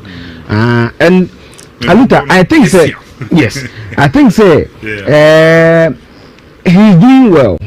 And the reason why he's doing well, no, as somebody who is doing analysis, if I say someone is doing well, certainly there must be some pointer, there must be some parameters that I am using to say, oh yeah, there. And again, and I will take you through certain thematic areas and certain expectations are buying a person. Then I'll do some cautioning. You say, Aluta, you can't budget between, and I'm not too good in a tree. Budget no moment as you say, a buying issue po and an issue your person in 2026. Any sika what they call ties to energy. And that's it. It's a constitutional imperative. Say, they buffer me, yeah. Or minor conhumasika. Of minor conhumasika, basically. Say if you open back on Mano, say we are minor dear. Nakia, maybe fufu. And if you no ban assassin, and only a minister, Neko MMD is in a war, Oko Joma Kobus, and you know the Sikashi share. That's basically what he's sought to do. Now, there are about 6-7 parameters. I'm a pekia, my dream say, and nothing finance with so far. And people should listen to my phrasing carefully. So far, the emergency or there. One, our total debt. And the debt to GDP. The total debt now is oh my Ghana, you call my Ghana. Yes. Yes. And also debt to GDP. December 2024, na Ghana total debt 726.7 billion, which was almost 62% of GDP. Exactly 61.8%, but 62. I'm just so that I can make the analysis easy for me. Currently, as we speak, our debt, is 726.7 billion, about 630.2 billion cedis, which is 45% of GDP. Debt to GDP to say, can say, value account ni generating their productivity, no. What's a worker with the free? Near Becano. So the percentage of your debt as against your revenue, basically. For example, na Ghana 100 Ghana cedis. GDP na gross domestic product. Yes. Well, that GDP is 62%. And I say, if you go 100 Ghana cedis, only 62 cedis ni kutuyaka. Say Nyamiadom etnia be do 45 Ghana cedis. Now say why are there? Again, the explanation here is that as a January 6, 2025. Now they cut $1,000 now kutuya per Bank of Ghana rate in the now bet you 14,700 Ghana cedis. And then what is our Kanana which 11,000 Ghana cedis. So you've done a saving of about 3,700. because you delayed in paying your debt till now. But someone also argued that the performance of the cedi is attributable to the measures Hawaii. No? But what I say? So do some of our debt is in dollar. No? Because now 20 December, now dollar near around 14-15 into no. Now you see caron a car then be costro. The dollar now more than tiaba for because the cedi has appreciated against the dollar about 30% this year. It's a chance say your debt no so day e so behind. But what I say? So that is also one measure I'm against Hawaii debt to GDP from about 62% of debt to GDP to 45% is good. The second measure accommodation, ABB a friend international reserve. To some for savings account. On money a reserve will be a daho in foreign currencies in gold in ABB and MPP can according to the Bank of Ghana baby send 3 months. That is wrong. According to Bank of Ghana own statements and my TV is blare. No more corner na Ghana your gross international reserve na $8.96 billion. Now about 4 months of import cover. So that is what they inherited. As we speak, so this is the documented evidence of it. 2024 say the country at the end of 2024 recorded $8.98 billion in gross international reserve, covering 4 months of import cover. So our gross international reserve and expected so money savings account be a daho. Now import cover near it is a Ghana nya dollar bio. Yankoton gold, yankoton cocoa nya dollar bio. We sike we betimi dey akokra na ma bebo yan ho bra. Sa time no na 4 months and as international reserve you be mine. Anita, say training a book. Okay. Now as we speak, this is the current status. From 8.98 billion to 12 billion. And our import cover is now 5 to 6 months. Okay, Eugene. Weekend and so called saying Emma. The weekend so or plans at the same. Now, I win your time of planning, dear. Win your time of planning, win your time of planning. Oh, baby, I would me the plan. Win him, dear. What's all in this week? And as a dynamic. And dynamic. Okay, you're right. Dear effort to beat me, I and Yanko Ponyama. And then no pay them person the shall say this week in this week message Japan no. Say dear modern more beg no Yanko Ponyama. And when I first with him this week. Dear modern more effort bayano. Yankrumpon, Australian Yankrumpon on your mouth. Dear was I was sorry now yeno. Oberbom paye 21 times a day. Yankupon few. Dear was I o Kenya now ke boom na o sorry. Se what to wa. Empire bebono Yankupon tie. Inti dear modern more yeno Yankupon omwa.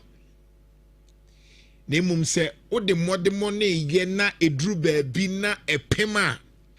No sreje Yankrumpo usu fre na wabetio. I mean kind Bible nchira kakra before this week. This week may say dear modern mobile no empaibo nyema. Dear was a utu na mo na wu ntu ye no. Asori a ukọ ye enra ne Saturday ne mpaibo abebone no. She ensi. Enti eto de bia asori Nyankopon pese wo sori na wo ye. Wo de ye na onhwe keke. Tu anamo ne keke. Enye dede. Eya namontuo. And into okay, Exodus 14.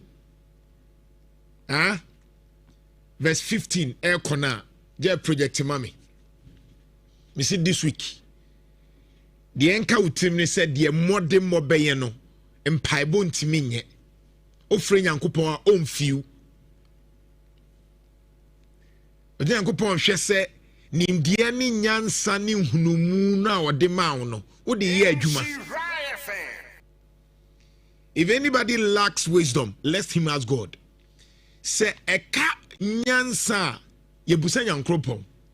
If Nyankopon so ma nyansa de aka ne say de ye modem mo a wase share ne de ne say tam keke kekabom ne kono Say ye wa adwen say o tena sori dem ma e kombedo hwie nsi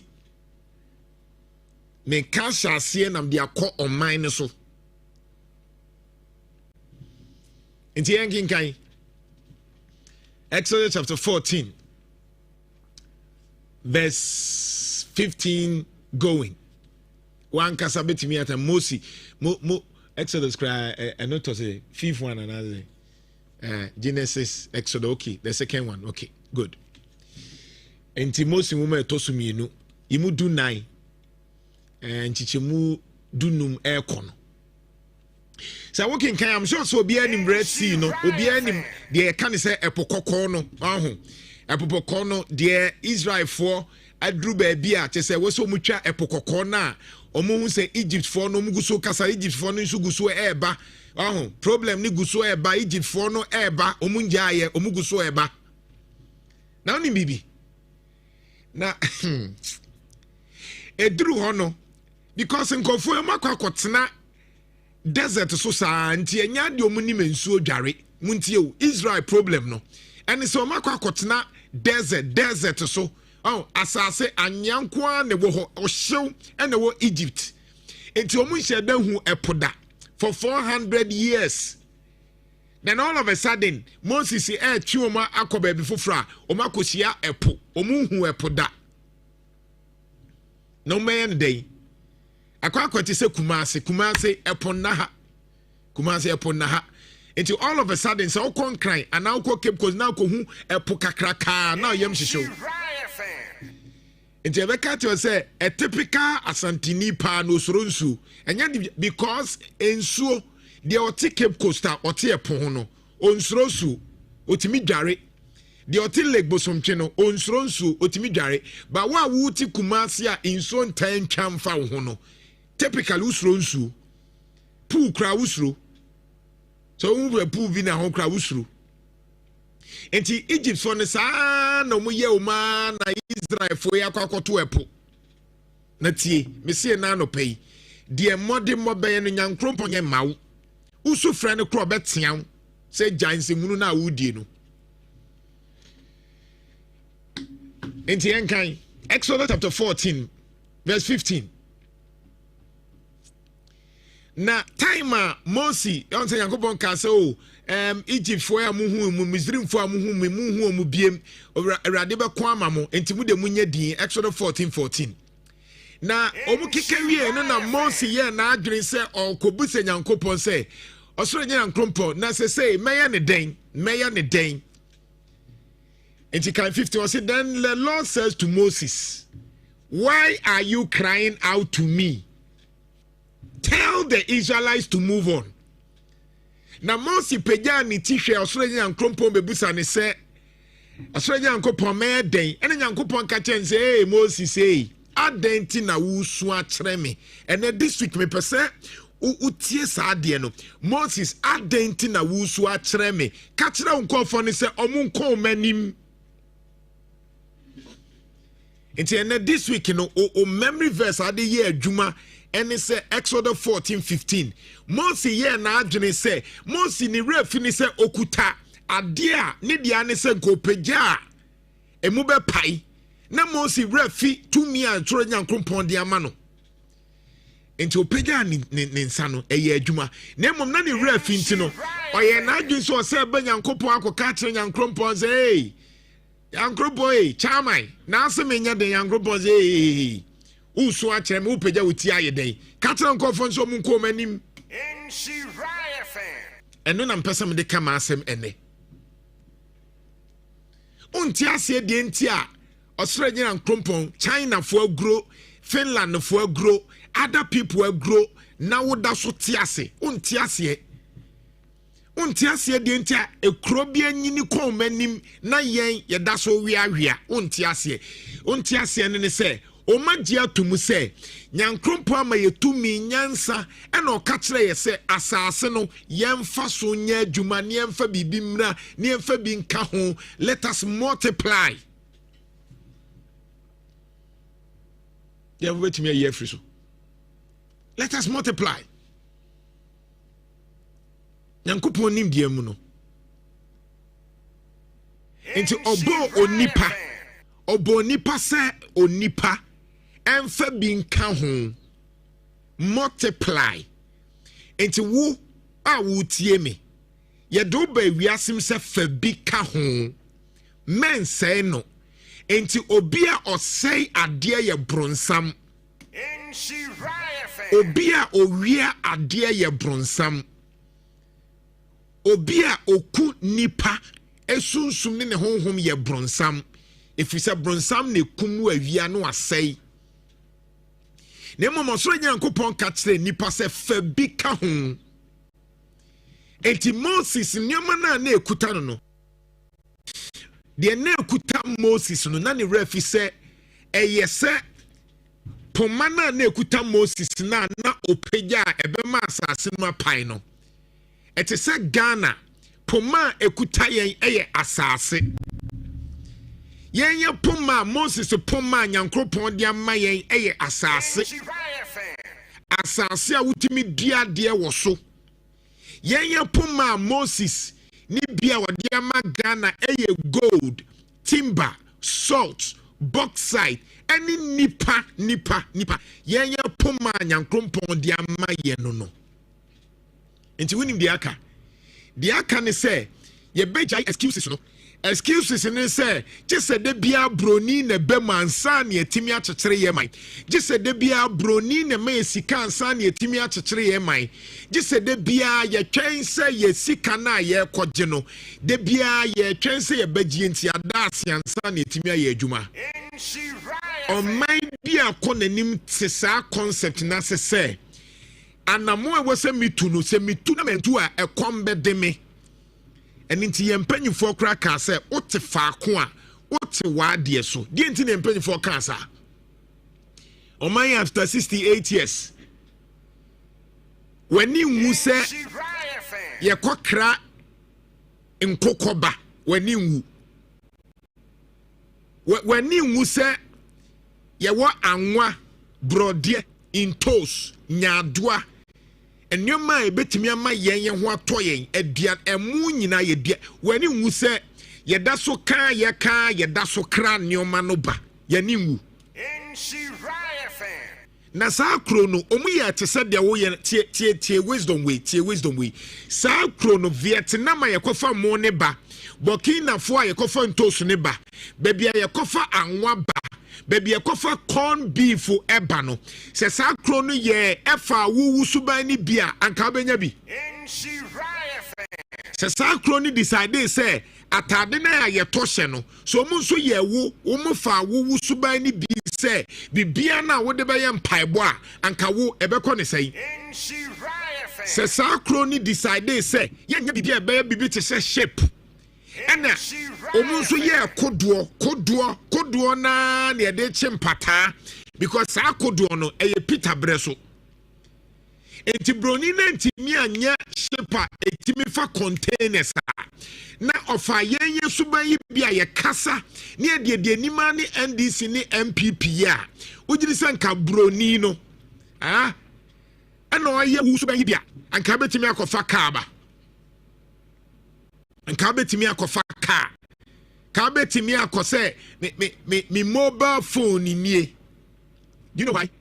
Because uguso kasa tiemu no etore bia ye refi sempai bona ye ko all night ko bobo ye nsem no nyankopon bua fuye ne saa sabi nsem hunu mpaye na ye bo no o ka kire ye say adenti na uguso su frame o refi sem mama tumi say ye ho adwuma na Empire bebre wo ho a sabi mo fa ncheme emfaso ni so ba yenka no kra ne nkyerɛw me ma wahu ne se ye kɔbɔ sala ye kɔbɔ ho ahwan ye ku ye ho ye fasting sa fasting ni bi wo ha emfaso ni so de na ebeboa ye ne se foma na ekuta ye no eni kwanse ye sa kosukuru awurade so ene ye nsungu awurade so biem me kasa asɛm because December ba 2026 iba ya yesa suban we ache and this revelation no asofo ne ntanka imam for ntanka ena ye akwadworo nti ye de bibia hye paibo akwadwofo ena ni bibia wode hye awrade akwadwofo A lazy person would always depend on God. Asema me ke bia wonti me say okwadwofo ana bibia na te so pese wo twen ma nyankrompon bam. China for, Finland for, US for, any abrochi na wo bom paye se obekono. Me say nkomo fa usuban ni bia anka abeko ho. Manson kwanta. Etu party say nyankrompon na me kankyere wo se asase no wo se no. Ohina wo ton sase left and right. O party say nyankrompon na kankyere wo se ton a wo ton ni nei ubewu na wu a dache ma no mu bebre. Ena wo ton su a no ani abre. Ena wo koto sachet water. Anasa wo koto bottle water. Ena bottle water, vena bottle water na se for no. It be 40, 50, 60 bottle water. And I know be an anka baku ye 1 cedi. Obi na nkankyere wo. Obi na nkankyere wo say sa suban na wo mo fa bi anka. Ye ndru ba bi adri. Enti adenti na ya ye complaini. Bibu so NDC ni MPP foi. Adenti na ye complaini. Mo amunim say mo decide say on mine no de mo pa na mo ye ni enti munya ye wie na mo be complaini as if say bronsam bi na ekuyen mo amunim say Accra Kumasi road enya bronsam eye kwanfo a MPP ni NDC mpanyfo atena se e wo parliament a yenye ho hwe na amanipa ewu enya bronsam but esane say yenye ya adwensi ebehu san hunumu ni ntino ye de kwose bronsam enti se say December ebe te se asore ne sore akobọ paye ekuye ho awradie ye koi hwe yensuo because ye amfam paibo amemu a wan hwe ya bibi besi enti de ewose ye de ye namontuo ye no tisi ye de mpaibo ka ho eye den na me tu kwaye ko enkran na me kofa VIP a ewose ye mpaibo 4-5 hours na abrochira onkwa sorry onya time waye ne kwan be mienu miensa enum enti obia nkosha obi na accident ne nso so ate eye den na ye ya yesi enim nyankrompon a ye tu nnwom kamfo nyankrompon obia kwa sorry ye mom na de bia ye wuo enso yen abrochirefo no munye sa no accident so kofom eye den na abrochirefo na omunsum nyankopon te sa wo no omutimi ye aduane ma wutimi kokra bi omuye anwa eho aduane boo ewo fom mame nkankyere obibi unim bibi because omahu sa wisdom ne say de anamon betimi aye no empaibo nye maw na eye okwadwofo ena bibia ode hye nyankrompon aninti Solomon ka bibi oso okwadwofo ko ntatia nche wankasa ko so no wankasa ko jata ho okwadwofo ko ntatia ten suana kwan na hunu nyansa wankasa ko jata ho wankasa ko osono ho okwadwofo te se Ghana ni a okwadwofo te se MPP ni NDC MP okwadwofo te se MPP ni NDC president okwadwofo te se yen Ghana foi o se mayenko aboa kese ho yenko ntatia ho ni enkosia na akwan because ntatia nim time a ewo se okopre aduane gu ho because onim se ebeduru baabi no ensuo betoto na ensuo toto a ontimi mpie na so time a ensuo betoto no no wa prepare ne ho wa prepare aduane ewo fom ho a ekomnde no okwadwofo kontatia ho they plan intatia planning into one of the channels say na me pepa enie animals kingdom emmoa say emmoa the way ajata osono wowo ntatia otwe the way mu se dwene ama wo say to the bia o hwa no wo say emmoa ne kura emmoa no sabi emmoa ne kura dwene kyan yen emmoa no dwene kyan yen Proverbs 6:6 go to the ant you sluggard You sluggard. I like the word sluggard or kwadwofoɔ. Ghana ni kwadwuni. MPP NDC kwadwofoɔ. Yen Ghana foɔ kwadwofoɔ. President akwadwofoɔ. Ministers akwadwofoɔ. Bible say yen kon tatia nkyɛn. Ntatia plane. Enti enye obi na bɛka kyerɛw sɛ ɛmo ne yɛ wɔ asase yɛbɛtumi adua mo ne wɔ ha. Enye obi na nka kyerɛw sɛ intos ne nyaadoa ne yɛbɛtumi anya bi wɔ ha.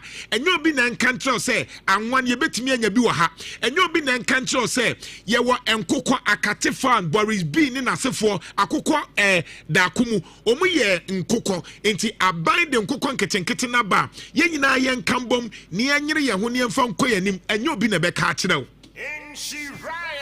enti efforts ni bi ene de aban yɛ no effort ni ne sɛ yɛra John Mahama sɛ o me de nkokɔ nketenkete aba enti wotie akyira a yɛn kasa na nkokɔ nketenkete na o sere wo bra wo sɔre anopa de bia wo sɛ wo pɛ fried rice ne akokɔ no nya no he ya adwen yɛ limited because of politics yɛra John Mahama de nkokɔ nketenkete aba wote wo because o kasa tia ne ntino unhu de o yɛ ba wo sɔre anopa ukɔ asafo ekoto enkokɔ na woto ye ne ye abrofo de na ɛwɔ fridge mu 13-12 years ne te nkokɔ na ye wie no nkokɔ na ye wie no ebi wɔ hɔ a ɛhyɛ fridge mu 13-14-30 1 years ne adiaba na wahwe saa kro na ye kɔfa nkokɔ nketenkete no ɔmo de nkokɔ nketenkete na nyini ye no mu wɔ ne paneɛ ɛna ye kama ɛna wo bɛgye wiye nti sɛ yɛnya president bi no sɛ yɛnhyɛ aseɛ na yɛnyɛ nkokɔ wɔ ha na ebeduru baabi no enkosua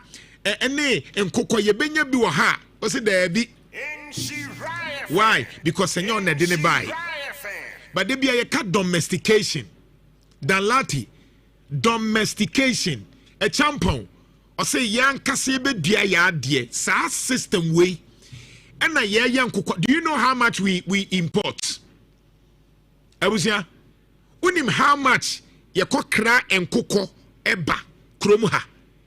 No when your president bia, we in Kenya politics so, anka MP sini nyina we ye adwuma entinka MP bia prese ma mempe baabi mfa nkoko nketinketi bi ngwo. Ne yenye nkoko ni yie. Na de ma ko esaye me deni se President John Mahama ka say efri na ko sa enkosua ne nkokɔ ne nyoma ne nyanasefo ne nyinaa no ye de be feedi from basic level school feeding now to senior high school unim de tie ne say yewra John Mahama ma ekuafo ene omo mu ye nkokɔ ne sa nkrofo ne nyina ebenya sika the effort be ye no nyankropon enye mawo ye de ato we spend over $300 million every year importing frozen chicken. We spend over 300 million. What's it, baby? Because I want to buy into no. Why dem bonene say engu. Entihe. Poultry farmers unhappy. 2022 August 18. Thank you, Jeff. Rafedu Kenebehe. We over 600 million spent on imported chicken in 2021. Tio 2021 nkwano poultry farmers are never Ghana say yetam Ghana sika $600 million and ye de kokra and kokofunu enkwa. What did they making?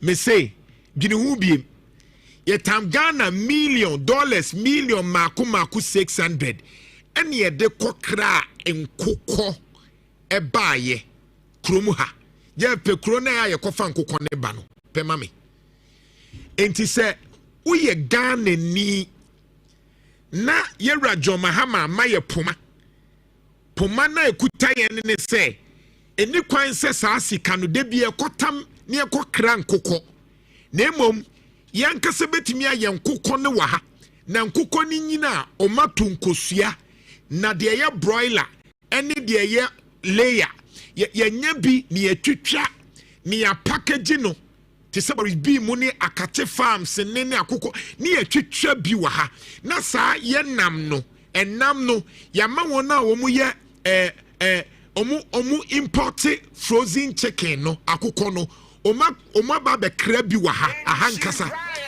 enti se me kọ na me se me kọ akoto akukọ a wo se dodo na ye ebia enkukọ a Ghana fo aye ye de no kra de ye de no anunsuo kra de chen de abrofui e de panea wo no enti hwe ba bia Ghana ye kra ayi enkoko free muntie o ye kra bi free Brazil, USA, Netherlands, Poland, Belgium, Tiedino, Brazil, USA, Netherlands, Poland, Belgium. Sankrofo ka omusua yesubaya anka wo ubenya akokọ awe mibusa wo se Brazil for ni US for ni Netherlands ni Poland ni Belgium for any US ni Spain ni Ireland for esua yen yesuban kwadu suban sluggard attitude na ugidi se akokọ ni ebenya biawe enti wani nwu wa wutie mie bone be pa na John Mahama ye se ose ye ma ye de nkokọ nketenkete ye nyina ye nkokọ ni yie na ebedu baabi na saa sika no akaha na ma economy no akoyie na ebeduru daachi bi no nkrofo nso be fa ye de eti se de gold body mo anamo ka won say gold body buy ama Ghana yetimi etresi ekwan ya yefa so nye $1 won say gold body ne buy no yetimi a block akromfo na omudi gold omuwia gold no enti eduru baabi na yewura John Mahama nkokon kitinkiti se Ghana yetimi ye be 1 million 2 million enkoko yetimi ye na factory so ne ye biemu na ye wo enkoko ho nneoma bebre a kwiani ne ho nto no Ghana ye ho nto ye 600 million no se Ghana eka krom ha uni madwuma de be mrantie no we ne efra no nyansa ne se untwe nyankopon so meka sa nyansa wenkyerɛw because sa nyansa no odi ama obi ka enti wo de ne say take advantage and work on it sa nkokon ketinketi program yi se ye ma ani abre ne ya anya no politics a ebetimi ama Ghana adwuma bebre aba mamabunu anya adwuma makwiani a wodua ye kan say eburo ni nasefo nyina obenya so mfaso enkokɔ no kura wo magya nan kura wutimi ye no wasanya ho fertilizer enti ebeduru ba bi ye nkokra fertilizer akokɔ na agya nan no yetimi de ye afuo ye agric no sa na ye kire yen die nyansa timi ye the effort timi ye no prayers can never do it oma ye betimi aye ni ye but politics MPP ni NDC ntimu na munya ni say ya ba me die me John Mahama baso president sa adwene na wunya ya na omu ye ho adwuma na omu sere wo no sa kokon nketenkete se mo amu ye no mamfa akwadworo anye na mu ye ni yi a begitum say in the next 2 years no sa kokon nketenkete project yi ebetimi ama Ghana $600 million na ye ko kraniane enkokɔ ba no eso bete na sansika na kaha ne atimi afa nkrofo adwuma ne ama obia ho atono anka bronya yi bai ena ye nyina na nkokɔ nketinkiti yenye bi na enyini ntema ena ye hwi efia akokɔ de akunu a won se de akunu no wa wo bia difference wom chain de aya woni pane no ye betimi aye na so me ka cho say mem sunku nyankopon so just move forward. Oh yeah, come on. Isra 104.5 FM.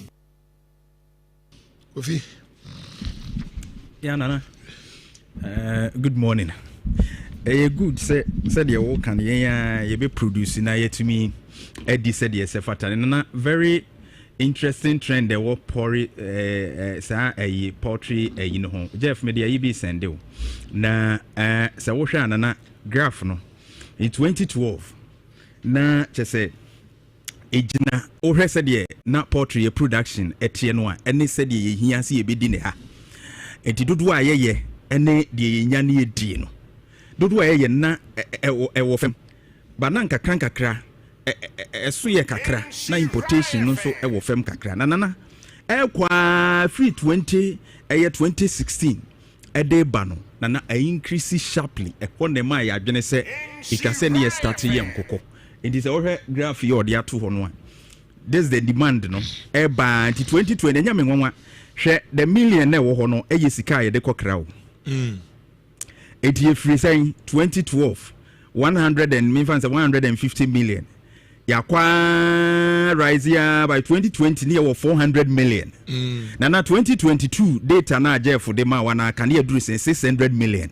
it is a fire adwena nsiso se ye be yen kokwa anye visionary very soon we'll spend billions of dollars at the akran koko and says sika no a ye de ekokra no na it's not about akoko no nko abo na me ye boka say you know but transportation kwa ye be fa so kra akoko no a yakoto no ho no be ba be duru ha no so kaka ho and me ye boka dodo we nyina and is ekoba na see ya akoko no wokro mu ha de a the price no bo a yakoto no e wa amanone no ene ha de no enye pe definitely a local anti had ye beba fam kakra importation cost ye de be fa se ship wana ye de be fa plane dia be si ha no ni nyina nso bo no e be ye free because aha na ye to no enti na be wo fam dia maye transportation cost be ye waived na no nti ne hia se me nkokon nkete ba mete se sa initiative ne ba na mani age pa because osha ye local production ye just about 13% of your demand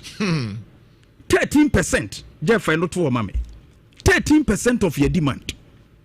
And so we share say a young cocoa memfan say a young cocoa ha. Ye young cocoa ha. A mube a dupe and cocoa a dinigana hano. A mube a dupe and I ye to me a yeneha. A tigana and cocoa a dinina say yo ha. A mu dupe and yet me dinigana yet me yenegana ha me di. Not just a mube a diocrona dear. Ye crefra man who was on eba. Na ni nyina no so wo mighty wo no wo kra bibia na eba enkuko a wudi no ukrom emu ha no emu dupe na wutumi ye na wo kra de aka nyina abade na yesa wo ha sika wunya nyina wo sa de kokra no na ma hodo na wo koto afiro mo no nya sika mo e de chen wo and that is important sen kan kokon nkitenkiti abai me de ade obi o ye baifo na obi a won pe wo man yie ene wo be na adwene se wo no sa project ya ekoso no won so ma nko yie san se sky ye de ma America no ene Brazil ne amanya hodo aka ni nyina se sky na ye betimi dia ye bibi wa ye betimi dia ye bibi wa na me kasika ye de ma sa aman no e de koje a enya nsem ketwa I want just to project it na o hwe America sika ye de ma wo mu na wa hwe sa Brazil ene ade ne Jeff have sent it to you eti hwe imports no o hwe eye Netherlands dia $216,000 nana yede akocha omo kwa na wako eye Turkey ko fa bi nso ho abefa agurade jakofo agurade Ghana abefa ye ho arehu nana eno so about 37 na 37,000 nana United States 27,000 na 2023 de nko awu e na mekan we ye 2023 de nko a Jeff me de send o na UK nyina so ye kofa na de make campaign want there be o hey I don't know data no cry say my room UK una say father dada na reho and then France na wo ho na wo keka we nyina bomu a e very sad very sad o sanki ye nenki yesi ye wa hanenki de akomo madi ho me hu UK de enko mo ye you know ngi bi ko ne na omo so yesa ko fa bia na in fact obi a otan kokko nketenketi project ni bia ya say nipa no ye bayfo because say ye wen kokko chen enam bia wo Ghana ye wen kokko e chen enam bia wo Ghana because kam ya ye say si say mpata no on say first ne say fish na efo fish na efo ne ade si say fish ne bo no ne akokɔ ne bo no kra ya ye pe and na ukoto fish ne yi miensa ne nan bi pe ama ebi a 50 cedis e nti ohwe na ade to akokɔ kra mfa so so nti ne no amanfo hwe nkokɔ mo. And I believe say project here be a good thing. But Nana, one thing I will advise this government, and they say project bebree ba donedi ye kai planting for food and jobs nanambwa. Ye kai project bebree be gumu na eye ni gie eye domestication policies ani ni gie ho se ebeboa ama ye ankase ye de ne atumi akoye nim be wi ase no na akoye boachi bidin ye be stress san kokon kitinkiti project yi ye Eric Opoku agric minister His Excellency John Dramani Mahama, ye besre omo se sankukon kitinkiti. It should go to the right people. And yes, will be any gen and kukona ba mesme ko jeme de onye ready. But because e be your party full soldier, or no so fees was so brema party into one so beji bi na wakukun kokono kwa. Wako se omo. Yes, let's a project be successful. They should give it to serious people. Oma ye ready to read this particular mwano. Na MY because a project this government will account for it. No mutimi yen yensua. No boost a poultry production locally. Nana, it will be one of our legacy. Obi antimi me paper. Obi antimi me paper. And His Excellency John Dramani Mahama make sure say Sankokoi go to the right hands. Ma agric minister Shenukutupa say on fama womo ebetumi aye. And you be our fees or no you be no abejen kokona kokun omukwa because we are investing a lot into this. Make I see Eric Opoku can say for a start no krano we invest over $200 million. Nenye sika ketwa. And so we need to make profit out of this. E be brain here to me export to be ne nya hu sika nana. Inshra 104.5. Mi bi lines no na ye din komo kakra ye wi ana afi ye ne the nene twetwe nkomo ene no nso atwetwe nkomo enema ye kai eno no sa na trend you on sema ya kanene en trend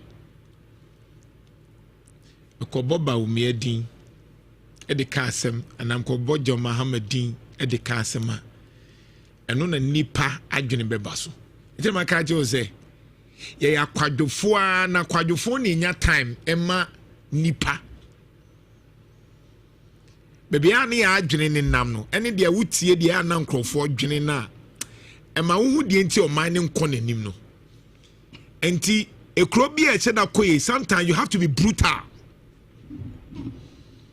You have to be brutal. I'm telling you. Once over check it kro bi e ko nanim no sometimes leader no or the democracy any authoritarian ruby ye adwuma Lincoln you or Singapore yem funny picture to so or say Singapore because catch them say she can only na wadi ye be we Kwame Nkrumah was that leader.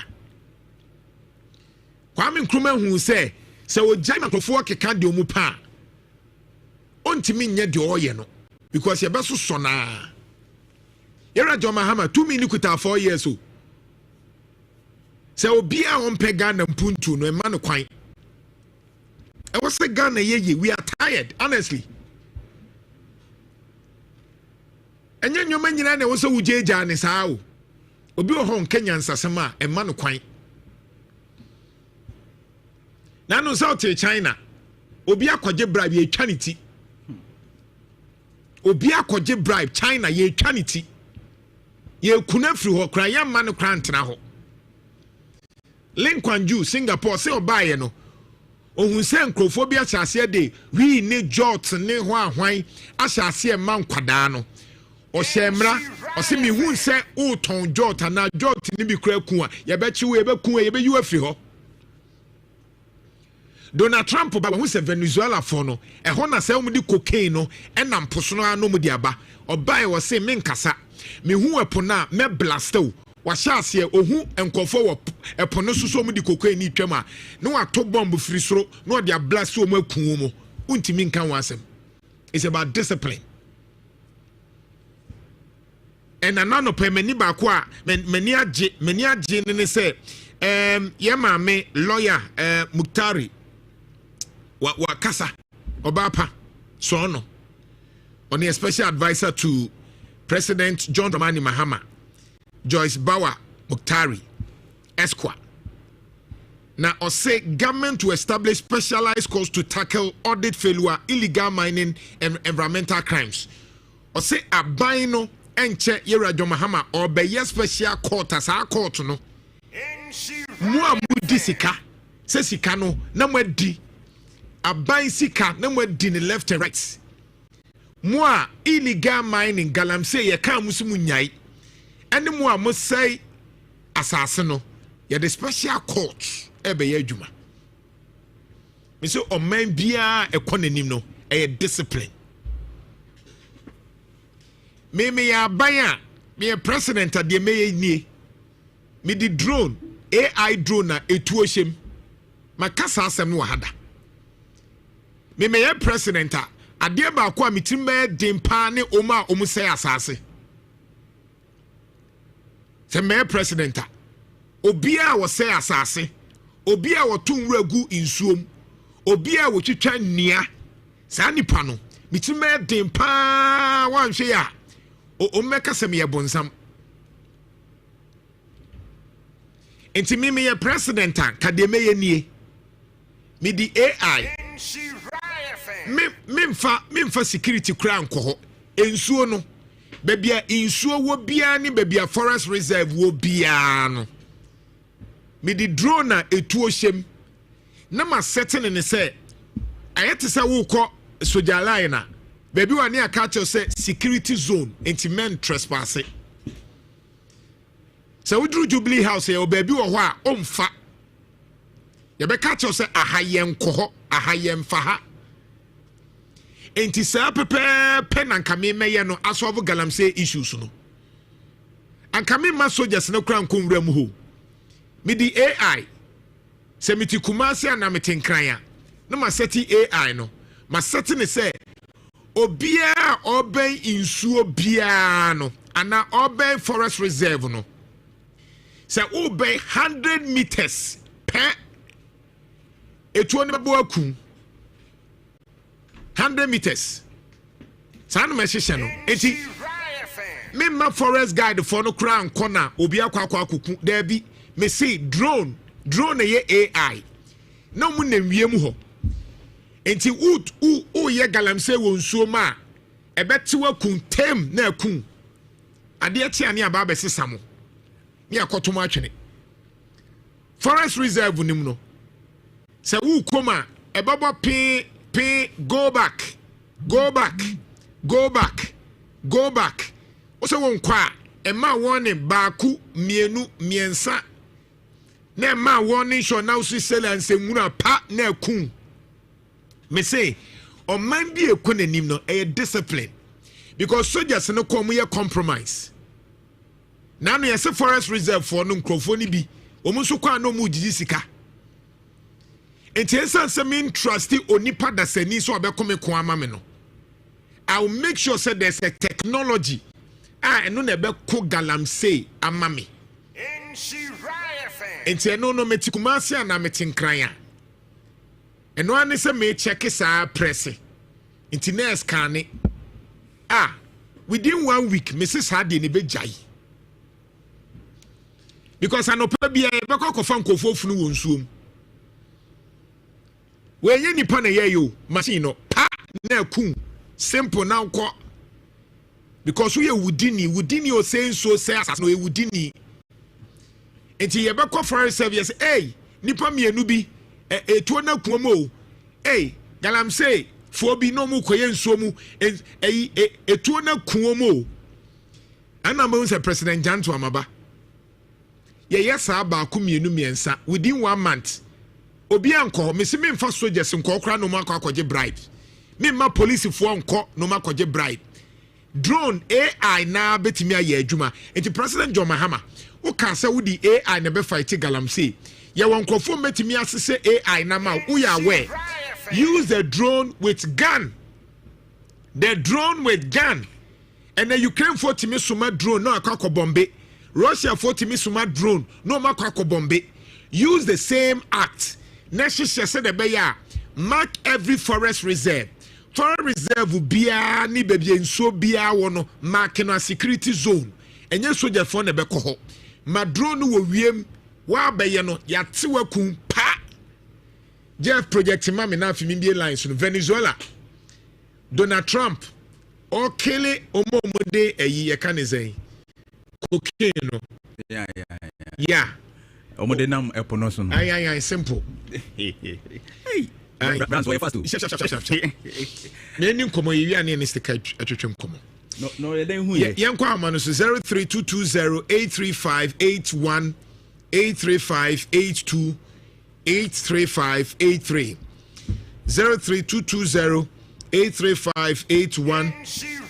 83582 83583 Oba de kan wansem ne beka Oba nchia bia ni obechia memfre Oba na mechia we meyi afri so ye ni abre enti nchia bia ni munu so obechia memfre na yenka Ghana asem aha ebi ne da ho no bra se wahu unclassified Donald Trump de oye no ti drone na ko destroy mo drone nti enye nipa ne corp no so David Donald Trump di ni Uba na gwima ya ose wahu omu nti eye satellite eda also satellite na da wo mo so bo mo so nim se da wo mo so ai ene yetimi de satellite hu ba bia yeah ayi wo sure ehu Ghana betimi de Google map nti right now me pese me hu manso sesie ya betimi de Google map hu manso de ekoso sesie ya nti easy to do Donald Trump nie eno blast wo mo no destroy omokra osi memma nipa ne nko mu de mu ntena wiem na mu monitor obi odi cocaine befa epono so bia ye ni sei mame eno no oyesa no abafom yeah nti say President John Mahama ani abre na opese osovu ko ye kan say galamse ya onfan ko wiem drone titem now da ba ku mienu ombejai eno no sa o blaste eno ne champagne ne ho ahwan ni nyina wo nsuo nim Tinya finance ko boka ko lodu bibia ba simple I say on video US military forces conduct strike on drug trafficking cartels and narco terrorists. Yeah. Trump confirms second US strike on Venezuelan drug boat, 3 killed. Wow. And I don't know can say me I'll kill them. I know kind. Na no one say we sukra na nyɛ sɛ on say sika bebre afi na de sojafo begu ka mu mo kɔ apɛdie ma allowance si ni ade dabi we die drone machine untua ne ka koye braba nipa ba ko penete ho because machine they won't even kase me pa on the odura commander de ama no eno wan wo ye nti wu nipa aku no eno wan wo koye say Venezuela for no mate so omusuru yeah me so pa madonna John Mahama nye just 1 month pe with that drone drone na obey ho pe ebe kwen na ku no bibia be fast na we won't me start with piloting some forest reserves so na some forest reserve na ye illegal ni nyina ye illegal de ba ye set bibia ye chance ye pilot ye test it wo de onyi ni a se bia be boa wo no ana ka ba onyi ni a wo yemfa be 3 ana 4 bia ho ye ho edene pa se na no mo se 49 de ye di mu a se ho sa 49 no o mo nche da mfa be 5 pe ni emfa sa drone no bi wo de ne bo eden kra nko pe 5 bi pe ni emfa me start ni enhwa de be ye so hu na nsuo ni nyina river fin ni ye monitor densu ono kra de che se wo so utimi hu ti utimi hu galamsey for na titem na se ekoba saa se de ye yi no drone ni nam so na ekoba saa ti wo ba anya afi na mesro twa na minyimi no ma wo ti be pop oye ne saa 1 month bibia be free school so yen kwa homa no so na yentwetwe nkomo insura 104.5 ye tichiro my Ghana. Good morning doc. Yes sir. Mpacho Median Joel ahenma kokoben na me do adu Joel meet you dog nyame nsura wai se da bia na me ka se abusiam o se wa anka se o ye o mayo na se o ndwene o chena na se de normal ba ebesi o chena na se de be boa o chena na se ne nko a nipa o ba bre o mayo ba bre so ebre aso on bible no se okojufo contact ya nchen so nka ye se ko ka se ko aboa kraman pokra na ko so kakra ntati o so wono ahuni se ampa me boa se o chena vi se be boa me na se o man Ghana yete ho sa yete ho se ye be plan o chena na galen se sei but nana yanko member abaso obiemwai that be our sorry and I say enter my follow no nyamo nso wo na otimi nyina onye okese nshira 104.5 akokon ketenkete budget ho asem yaka galamsey nso aban person establish special court. Good morning. The sakatwa na na kwadu toa brother mtia na watu na sakatwa the sakatwa president na na ja to president katan mu be ye na nka abayifo na fi nyina betu na na bla penny ntafo ni nyina bla na medio drag Johnson na na okasa no makoma to me yam ikomadi woti ase enye bete yenim enyansafo a odi omoti a utimi tutu anamu siri tidana ne waka ni nyina ye nemum yesrem ye president John Mahama ye sise ya wa sise no yesrem o mani mlem na bayifo no mo so mo pene de nyame anim no prese yi o mafiri mu sanse se nyame ya adom na se wi bom na nya kokoi eye adwuma no emabunu no ebenya biaye ye ho sa beto ye ne bi afiafe na akwa bi ana okasa firi kwada so aya akasa ne mama se ne homo blofeta wisi why na no aye no kwaso nye edabo na de adwune ga na ye nwene party ho na ko tonka ho it is inshira 104.5. Hi, good morning. Oh, good morning. Yes sir. Nana yamisha onye okese ene wa dream park o dream for my Ghana.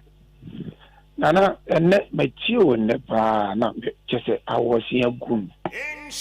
In fact nya osu be se udi mienu pe Ghana besisa se nkukwan kitinkiti ya ebe president di odi abawo ne emu omo be ye adwuma no se de be ye omo be ye adwuma no eno na ye problem ekodi omo wa di omo pe eno omo be ye no president ndi adwem pa wo na omo koye no na nyame hira we do adu kwa homa omo ale na kase me da say good morning. Hello. Yes. Morning. Yes sir.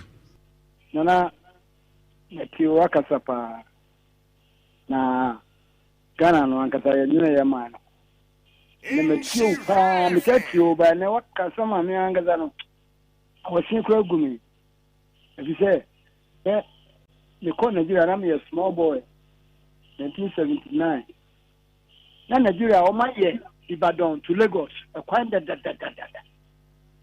up to now Lagos to Ibadan ye papa na fe ne ko bompa ye say o kwa accident dey CNS up to now come to Accra government abako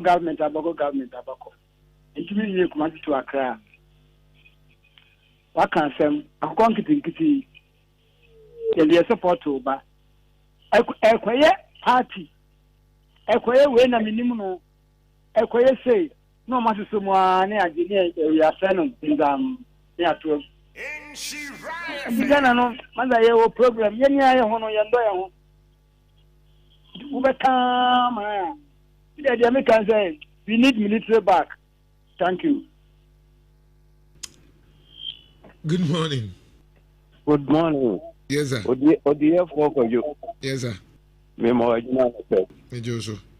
Ene die asemo ade atugale die.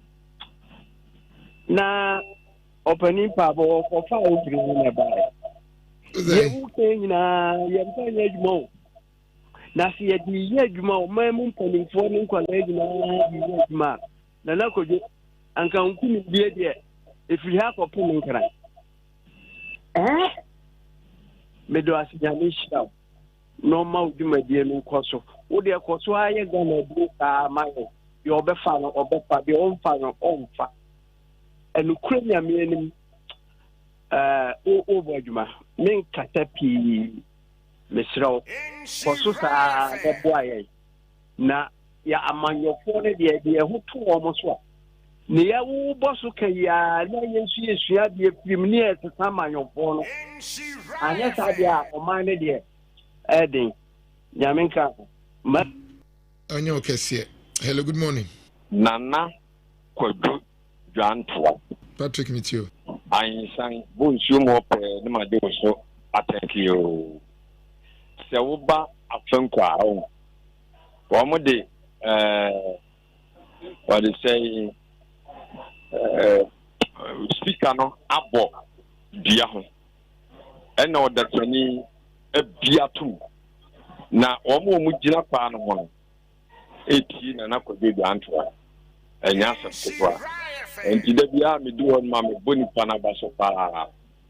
Se oma wo mutie omamu nso. O se ehim fa mpacho. Afanko Junction. Afanko Junction. Okay. Omo de what they say speaker na bo dua ho. Oh, okay. Aha, and the radio no me see on only them with the same.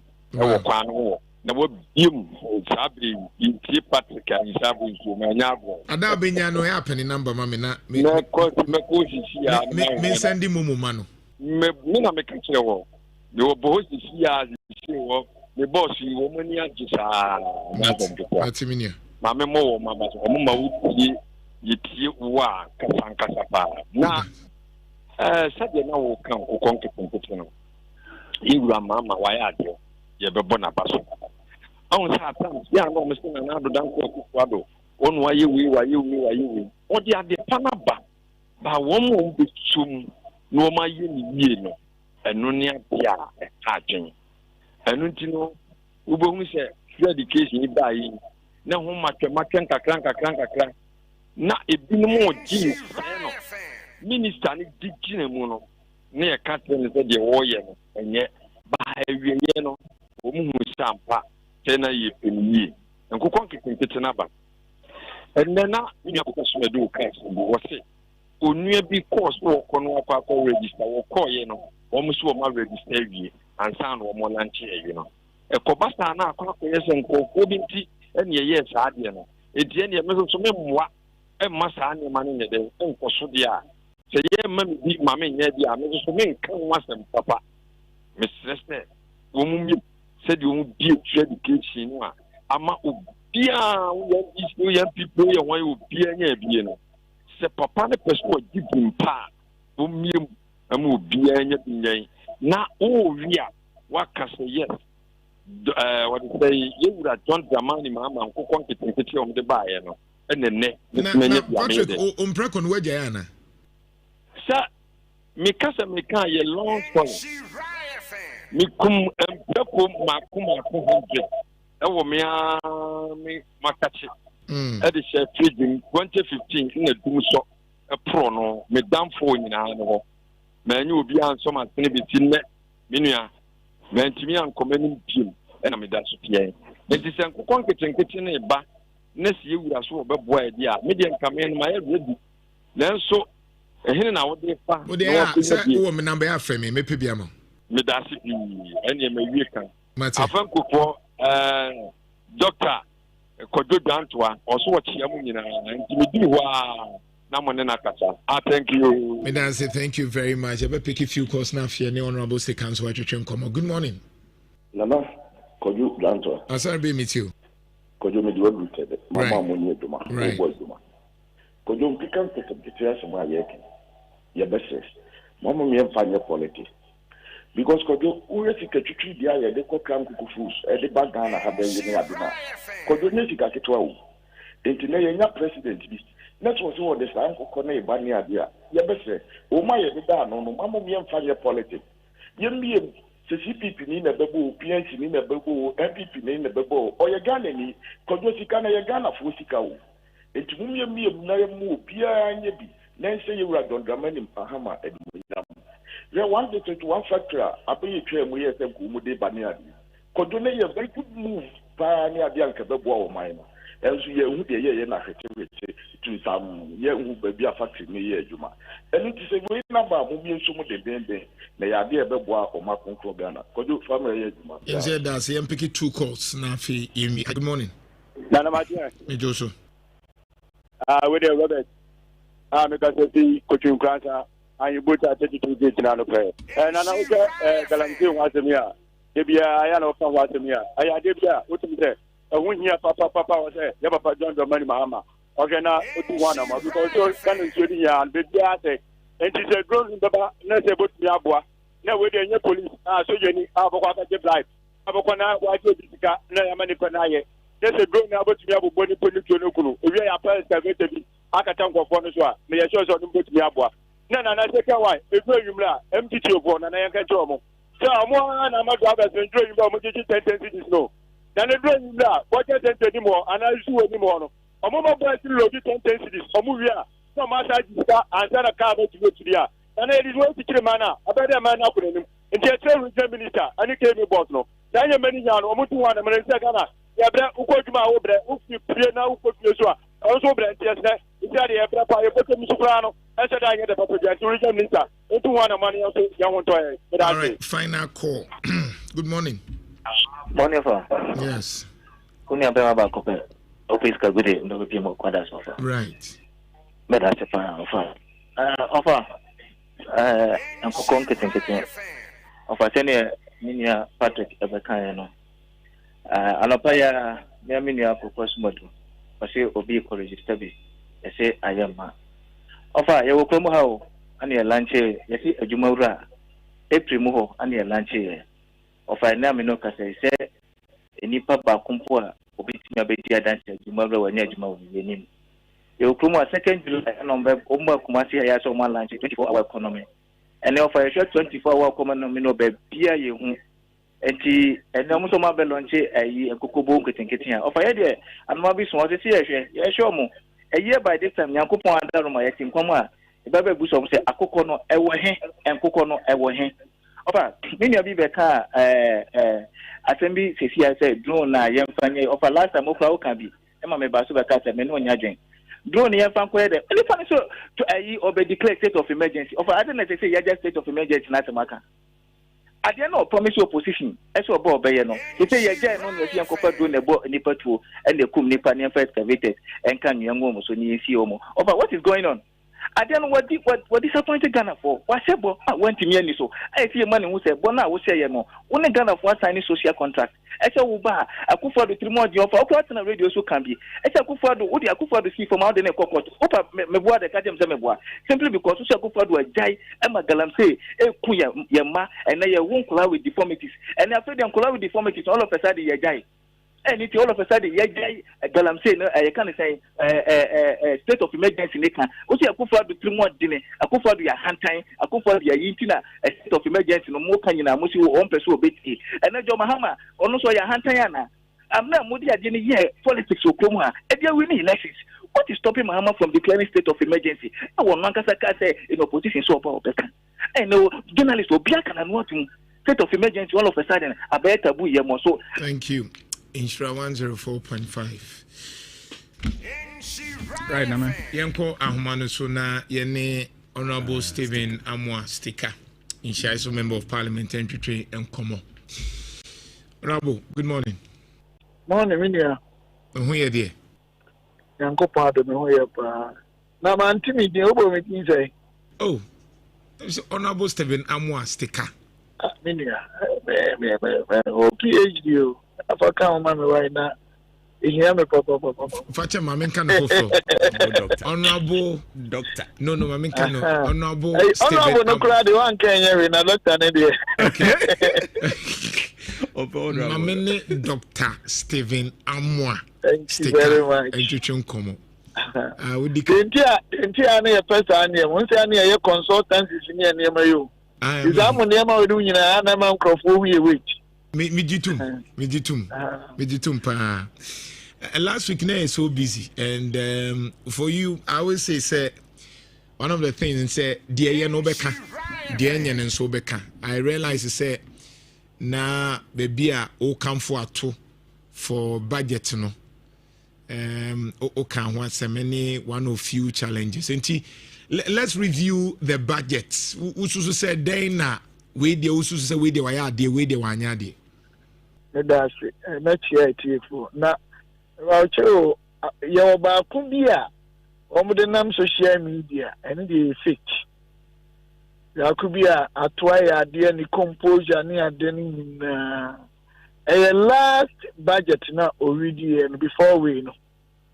And also state economic figures for 2024 last quarter no.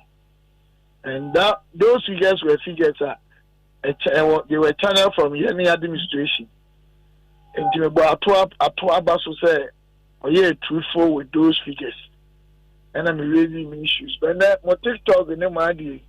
We want to coach a one year day. No, I repeat it. No, the year propaganda. Ghana is chatting on a very dangerous path now because of the way you're mismanaging public information. But anyway, it's also another day for. It's another subject for a different discussion or something. Next year, TF1 no pay. Next year, Otoko now on Sumadawasi, the honor Kanye station, my papa moye. But in go fire by, and he said, and son Rebecca's a budget to be here, and you know, I am near the promises made in the budget. And now propose projects, you know, because I think a futuristic in nature. Say, okay, I feel we see may we. And they will because why are there and now when you're there, your name, because mayor dear, and my and so see one table. And Gianna made the epidemic train, how you're going to actualize the and I went to me actualize any variance, you know. And I do to me a boson. But maybe I may share the minimum dear with Casemuno. Don't one idea of the fiscal space. The fiscal space, I mean, and then they dig down a woo, and then they buy A, I buy B, I buy C, it doesn't matter whether in DC and PP. Yeah, how you know, and that being and not correct, apart from your social behaviors, your mindset in your maybe no. Economically, number one area fiscal space. Fiscal space now. It deals with the revenue generation management, and then the expenditure and the kind of programs that the government or the state prioritize, and how government controls its expenditure in line with those expenditure items that have strong correlation with the GDP. And I say socialized in terms of impact. A honor and the intimate solution, the papa, in February, assembly. And I'm saying also a little bit technical. The other coffee in show. So I'm sure no dear, and you're not at all or money any and that's what dear. And I also know, so I said, won't you mean kind of pieces or more in that's what dear because I told after we make economy a moving in a no. Obi alaga say NDC buy no service be na wonnim de work na wutie de akwa abontin bi and obi obeka say afi NDC buy anya no ono so wonnim de work ana wa sheda this year year aban bia no awoba first year utinye bibia impact economy the experience no about 80% 2024 ajuma because economy na process so they had to say service you Ibia, well, first, we could use to you say that and for the calling to start propaganda. No, with them. I want to use another scenario. I had to say, oh, do a fool. So, what me do a fool? About Doko any man, Makoto board, DNA, mango near this year. Your friend of Dokoto. And I said, I was chef for any year. I say, hey, can you apply with more? And we know I'm a farmer, so I know what I'm talking about. It will be super where a doctor, but the real challenge and appraisal no about next year aircon. But aside that, no, I don't think the government has done bad or has done good. We are yet to see. But for now, dear, I know making a number of promises, and then one person will make a big push on those things. 24-hour economy, and we are yet to see. Intimate I say, and they are desires, their wishes, their proposed projects or their programs, policies. Until we have to wait and see how they will implement them. But the fiscal space in there, or how were they able to illustrate in the budget? Say, your problem by cooking a revenue generation. So on my DBS is sourcing Sika, Sabi, your day a young punchima and I. The courses are always stated and broadening the base and I look for some blocking and they be into those things. So this is where the budget should be able to give us that confidence. What I say, and on the moon clearly, Papa. And honestly, so I think I'm that kind of budget in we need time of Quran, Parliament, into SF. I'm going to read everything. Me to culture, maybe for this, maybe I'm a budget, I'm a kind for me to say, and I'm making my deeper analysis. But I can't be who you know, but who will be concrete when it comes to revenue generation issues, or how again this in the buy a problem from about 30 years up to now. Then the person you know, that's sustainability. So, and I'm say, Debiano, Yesika. Ye channel is sources expended. Ama de bia ye create deficit. And that deficit, Emma, Yakobosia. It will be another cost. How do we sustain that debt? And then Yesika Kasiana what you know. Name against your asset build up. And to be a Rebecca Sevilla multimedia boss or $1 billion. The car it be 100,000. And so maybe they are not because it be 100,000 against my assets, we could have it. But on 1 billion, it be an asset, you pay 2 billion. And these are the things we need to look at. And a government expenditure. I think that expenditure does not necessarily mean say what a bind will be or won't. And it is we are even aggravating the problems. Over to work or judgment debt, and I cannot generate extra interest because we know. But the expenditure control of any government to build either resilience and build a sustainable economic framework in Minia. The answer we say, I buy a expenditure items, and you are buying the Sika, a comb, and now did you would mama. As I would say, and then both NPP and these, I find it difficult because I haven't seen it. Honestly, me, they will see it yet. And you are buying by Quasem. And I say, a transit developing the models.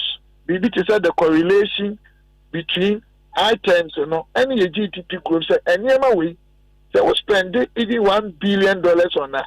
And impact the economy, any issues we are wasting the money. And here, any way, just about 10%, a bit more affect the economy, big time. Into year, you build expenditure controlled governance or whatever it is. But I have no. Oh, maybe I'm cut to 10%, 20%. May the contractor come in here and to my idea. These are the things that I'm seeing them to be cliches, like chorus as a normal the template to be and they failing a political talk. I think we need to have a shift from these things and develop specific budget frameworks that are addressing your needs. At the same time, I better drive this country towards the expected economic independence. And the economy now very fragile. And then technically, but maybe when I read the entire document, probably I will see it.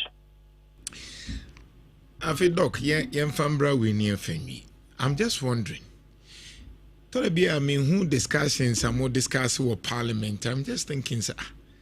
Because I'm saying statistics, say, oh, we are in Parliament. Womasua dia ben pa Ghana Parliament yet also 7. HSM named the 4 be wo. When said then who say mu debate pa on how they say Ghana in 2021 you offer $600 million ko kra akoko e buy we are debating how to limit it. When said then who say you debate $100 million import of tomatoes.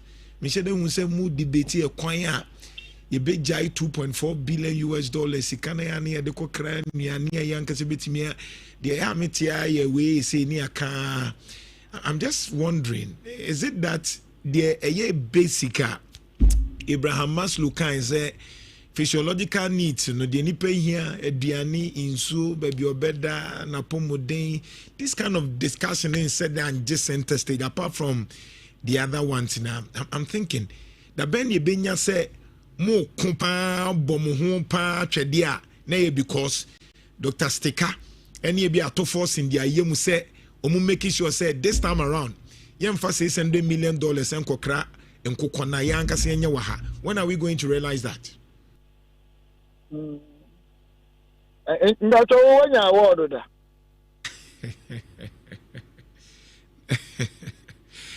Nancy ayama mi bi. Opa de nyame ya tom na Kennedy be president wadumane de be you afiri omu Baby Ghana ekono nipa bi say ni nyina hia o this time it's not about we were how we free how we ni we papa asema o ka no enyina na asane apo na we say one day committee me no transit 2 hours o man no problem here one you solve even 1/10 there are problems in nyina foundational issues here okay and MPP and DC together no that imagine yam you meeting among fanchem do one ye play leadership role of 2 parties no me dem hu ne say nya Ghana ntia and be honest with you me dey imagine mu eto da nti ha no mu didi matam ye propaganda tia me no I don't care nti no say me nkom ani mo politics me nya hwe but between me and my God asma wo bu say kan kuro we sure say asem we obi anim any so why not the solution why difficult say aban bi beba no make say my raise ebia $100 million my fe o mo du eye nkokọ ya training wo mu ya the machines abaye partner modalities ni wo ho ndc MPP nim udi abachi watum ya dika ya research ya hu nkokọ edi na every year ya sa na ema ni nyina success rate 70% ya betime dikura me dikura de be ko bakina I wear ya jwa and it's all because the entire woman you see me who is saying Ghana entire margin no nka za sa na tie they are to sum yenu papa because MPP and DC sa na ma wenu nyina no bu sa say NDC almost say research institution be no mo bu sa say MPP research institution be ne wo ebi anansi anom so mo ye institutions NDC dey ne MPP dey and no criteria towards ideology ne political neba na the basic problems na how man no intimi research be a way collected data with integrity you develop your design in your based on that your promises no number 2 number 3 papa meritocracy is a big issue in our country today. It's one of the cardinal principles on which Singapore has been developing its country.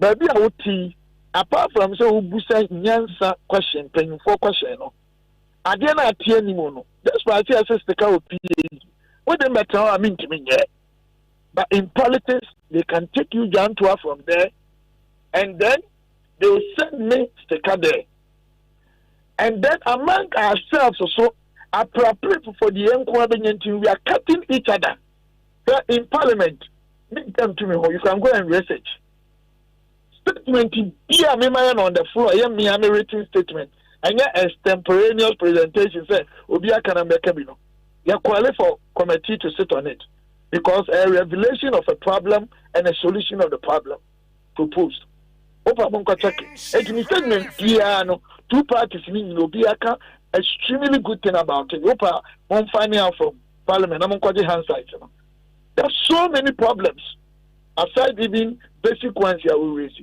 But the what is any man about attention then will be the man. Who cares?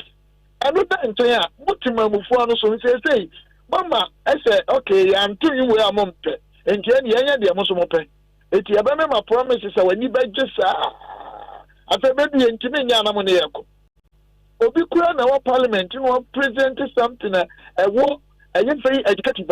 Hardly say, no media, no. Who promote this idea? Hardly, you don't do that. Idea is fake. If you be a baby, yes, baby, and I baby of form here, and your market. So the entire country, to me, I don't see that burning desire of a country to build a very sustainable, independent socio-economic framework.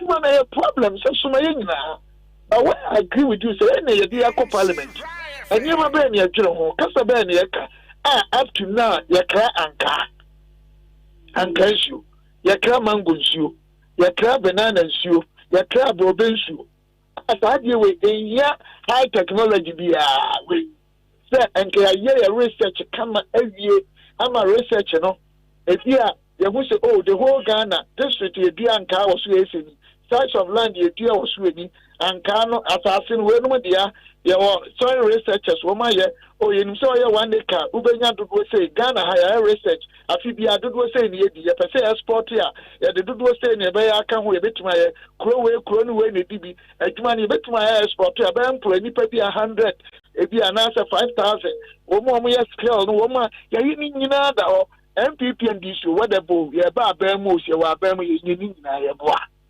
And be honest with you, who know what's an Indiano near Jane or Pepano and a commitment, you know? Well, colleagues, the charge. Colleagues, and be honest with you, Namibia, can me bomb say, Wadinya Tom, then can be a one day. Kennedy, my president, not Kennedy, so only a suit my mubino. Messenka Ghana, so did 8 years. Every crowd will feel so many numbers at the young Priam among common trust. But so down so sabi toda emre sasa nipa sasa but akoma pa ye mu bi wo anywhere we want to do any man does and up to now police need na kwa hoje bribe up to now me sure kete papa oni ya kwa abofo na ya akra ketwa me se di bo 50 years me papa ya gini bribe any police jeme ye dimi solve even basic problems in Ghana and come back say do question dey wom na mo kusa obia say ntidi entia MP's common fund ekwai makope obia de ne dia there so many problems that's why man to say Ghana near that so kra banana anka chicken no say there na any say any wuri ni be dia ko right maybe that so can happen there be LD as a say that TV near market say ya kra wo yo anka mpo ya kra wo na happen there be ya TV. It's far behind. Right. Tell your other colleagues to be asking these very sensitive and important questions. Your other colleagues, no one say or interview, I do a on my or rented nema. Yes, I am a digital, so me am so me so be I don't care. And young people in a so media man be a and in Guazi and Bugunia Bumia, basically, and Fanamo. I don't care how to change the way God has made me. But the way we on here, man, who could say question, masters, who got question, papa, because said any party a movie, no. Sana Moon house, you move here, Remo. If you are one day, no be the one dance here, said you'll be D. Joseph one dance here from prison, your best prime minister. Keep on the good work. But your big problem in parliament, we are winning discussion, of course, who will debate, of course, we are checking how many times a year and your past bills, you know, well, my solving your social problems, apart from the taxes and ID, we didn't use that. How many times? Right. Your problems. Mate. Dr. Stephen Amwa, you said did I can hear studio na nkasna me here 101. Me come local program bi ya me a lot of discussion. Mate, senior. Nyamisha. Honorable Dr. Stephen Amwa, Steka. Insurance member of parliament at Brian first. Right, Nana, Absa Bank, or see your story matters. Top tier study abroad consult. And on the Ghana this year, Kwamano, Kusian, the UK, USA, Canada, baby, Bia, Upesu Kusian, the France, Nina, Obetra, GRE classes Nina, one more show, now for what wako. Amanone, Kumasi Amekumia, Bank of Africa, 0260411847, 0260411847. Kaise, tap sent. O sendi sika fa so ba eframa no ne eba Ghana de brade hye wo ha no ni nyina no betumi anya akyede pii ebe tu bebi na bia na kanipa 200 ho a ye ma mo cashback 100% ti bia send $1,000 ye de $1,000 na sa ma enti bobo ne fa tap send edi udwuma pa and no adansi rural bank say be current account, savings account, susu account, fixed deposit account, afi loans ahodo a wo pe nyina wono be ma bi don keke mruma ton suka sia sanwa sia josukotwi wono mo 0577361439 0577361439 kai say UCC postgraduate admissions no College of Distance Education egusua the Master of Business Administration MBA Accounting your MCom research based accounting finance Master of Science Procurement and Supply Chain Management postgraduate diplomas no be bre but modern application for channel dial *966*3*555#